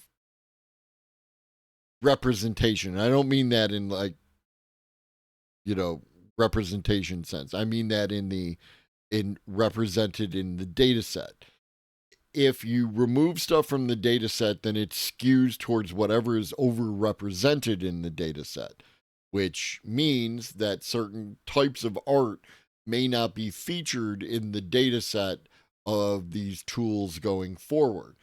You may say that's absolutely fine, but then the normies who might use the AI tools of the future will be exposed to the kind of arts that are overrepresented in the data set and not what I would consider good art.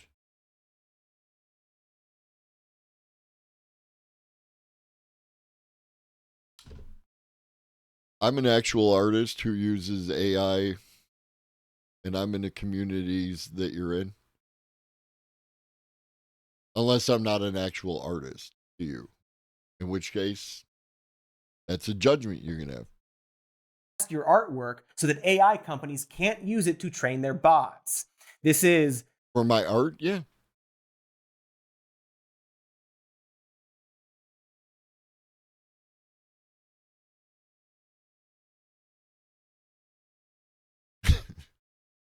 sadly as far as we might get for a while. After all, the next president is big old buddies with the guy who loves AI. As long as it's not, it can't be woke. It can't, that AI, it can't be woke. It's perfectly unbiased because it's biased against your biases. Good idea. Grok for president.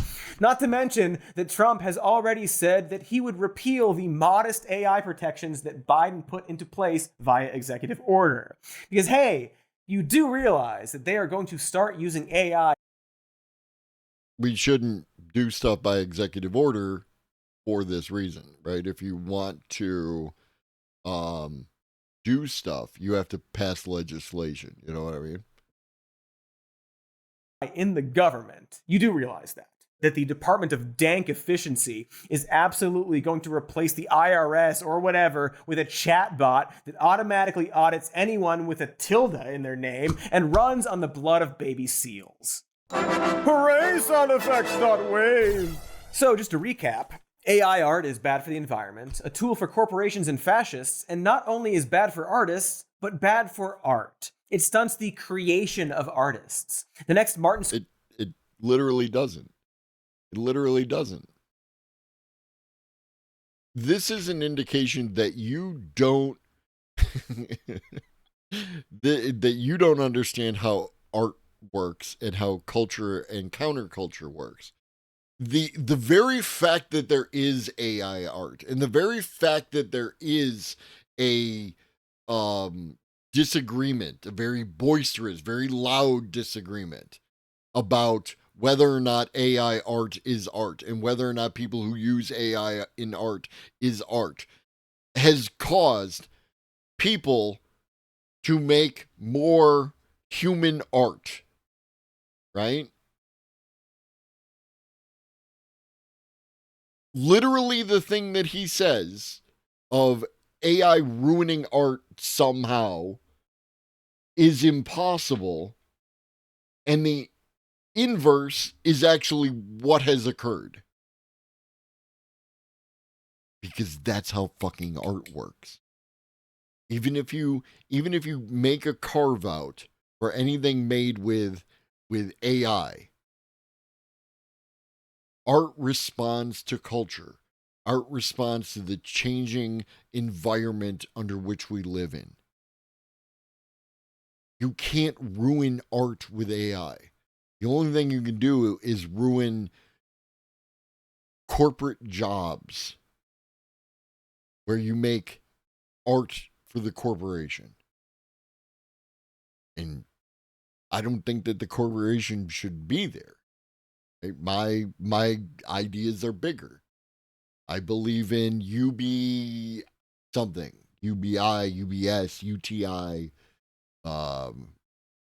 redistribution of resources, however you look at it. I want all the labor. Take anything you can identify as work and automate that shit. Universal thriving income. It's a meme here on the channel.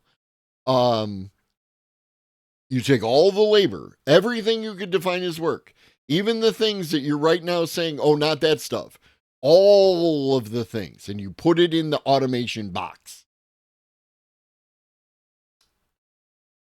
And then you give people resources to live, to thrive. Housing, healthcare. That's the point, Ribbons. That's why it's funny. Housing, electricity, internet, everything, right?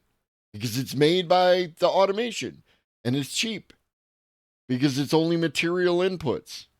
There's no labor inputs, so everything's cheap. Fully automated luxury communism. Life 3.0 by Max Tegmark.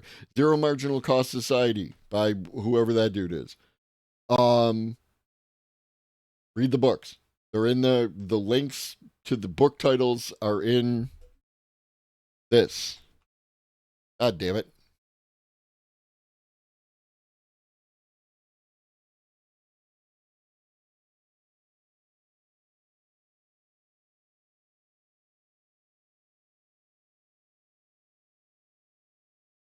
I thought I was where I needed to be. God damn it. Don't laugh at me, Textilian.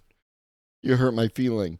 And then humans can do any labors that the humans wish to do. And now, am I being utopian at this point in time?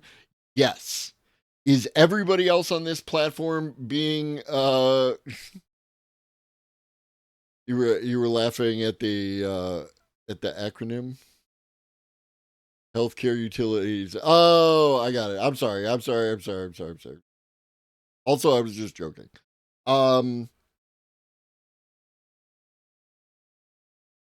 Humans will do the labor that they wish to do, right?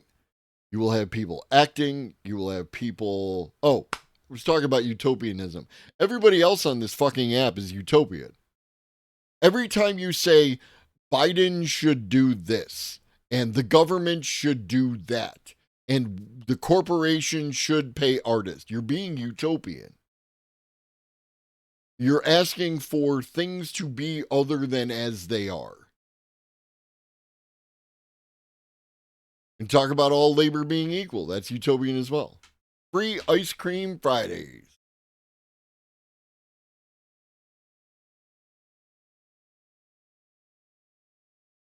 Typing in words to get perfectly rendered smushes of stolen material that's ultimately stagnant and boring. I don't know. That sucks, right?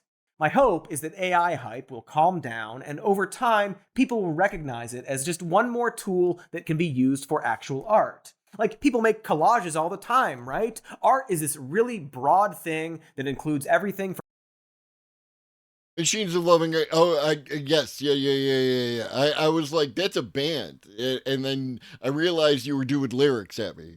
From found objects to computer algorithms. It's innovative and abstract, and it's not inherently political. And in a vacuum, AI generative images are fine. Like, I've seen a lot of really cool abstract art made with AI. There's And finally, Larry, Pharaoh, fucking Reed, if you're here, we have reached into the point in the video where after cursing AI's name and talking about how it's evil, we begin talking about, no, it's fine. There's reasons you can do it, and it's okay. No. They all do this. They all, and this is the shit that I don't like. Front load that shit. Say at the beginning, this is the I don't actually hate AI part, right? At the beginning, you say there are reasons to use AI. It's good for this, it's good for that. Even generative AI is suitable in these. These are the things I don't like about AI. But by putting this all at the end, after 58 minutes of AI is a devil,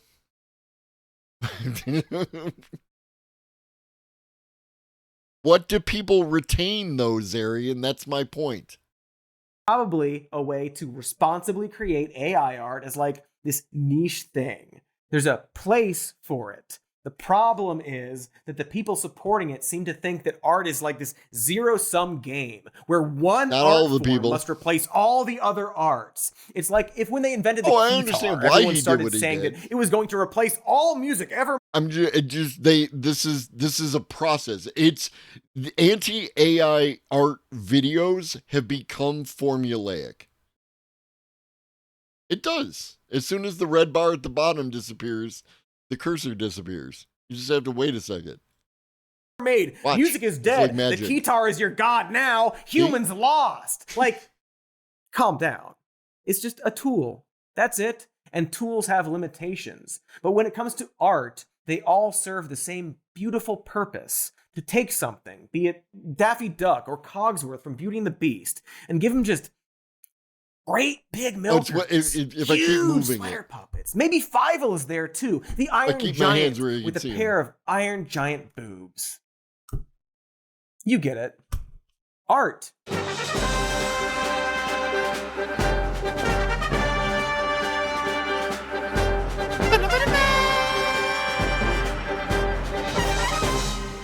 Or like giant milkers with giant milker. Hey everybody, thank you so much for watching. Be sure to like and subscribe, leave a comment. Also, check out R.I.P.D. soon in theaters, hopefully. Is anyone going to make my movie R.I.P.D.? It's so good. You have the right to remain a ghost. I mean, is that plagiarism?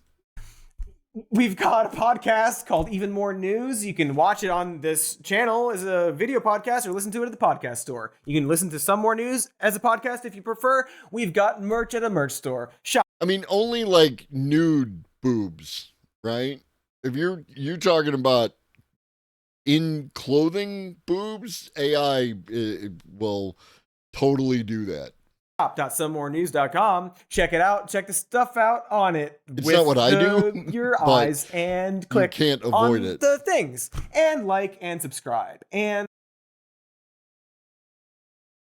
Thanks, Cody. What have you done? What have you done now? What have you done next? Probably a way to responsibly create AI art as like this niche thing. Probably a way to responsibly create AI art as like this niche thing. Oh, that's where Chatterino is.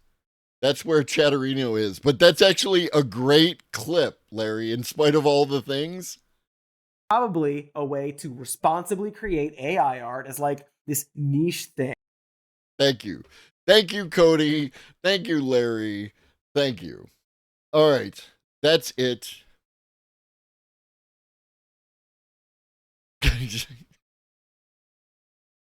I mean, I played whatever that fighting game was with the realistic jiggly boobs. I ain't looking at that. DOA beach volleyball. That's it.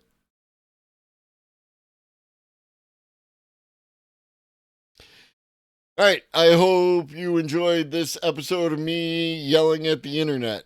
I'll be back tomorrow at I gotta pee. Yeah, I just ain't clicking on it here. I'll look at it. I've been on the complaints page of Encyclopedia Dramatica. I ain't afraid of your fucking meeper milkers. I'll be back tomorrow at 8 a.m. For more rage bait AI content that everyone hates. Oh, I can't raid Jason's Society. Jason.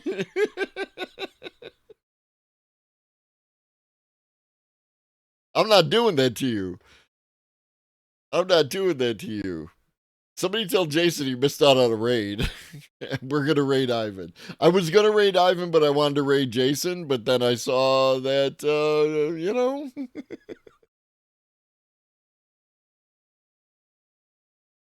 Oh. Tell Jason I love him.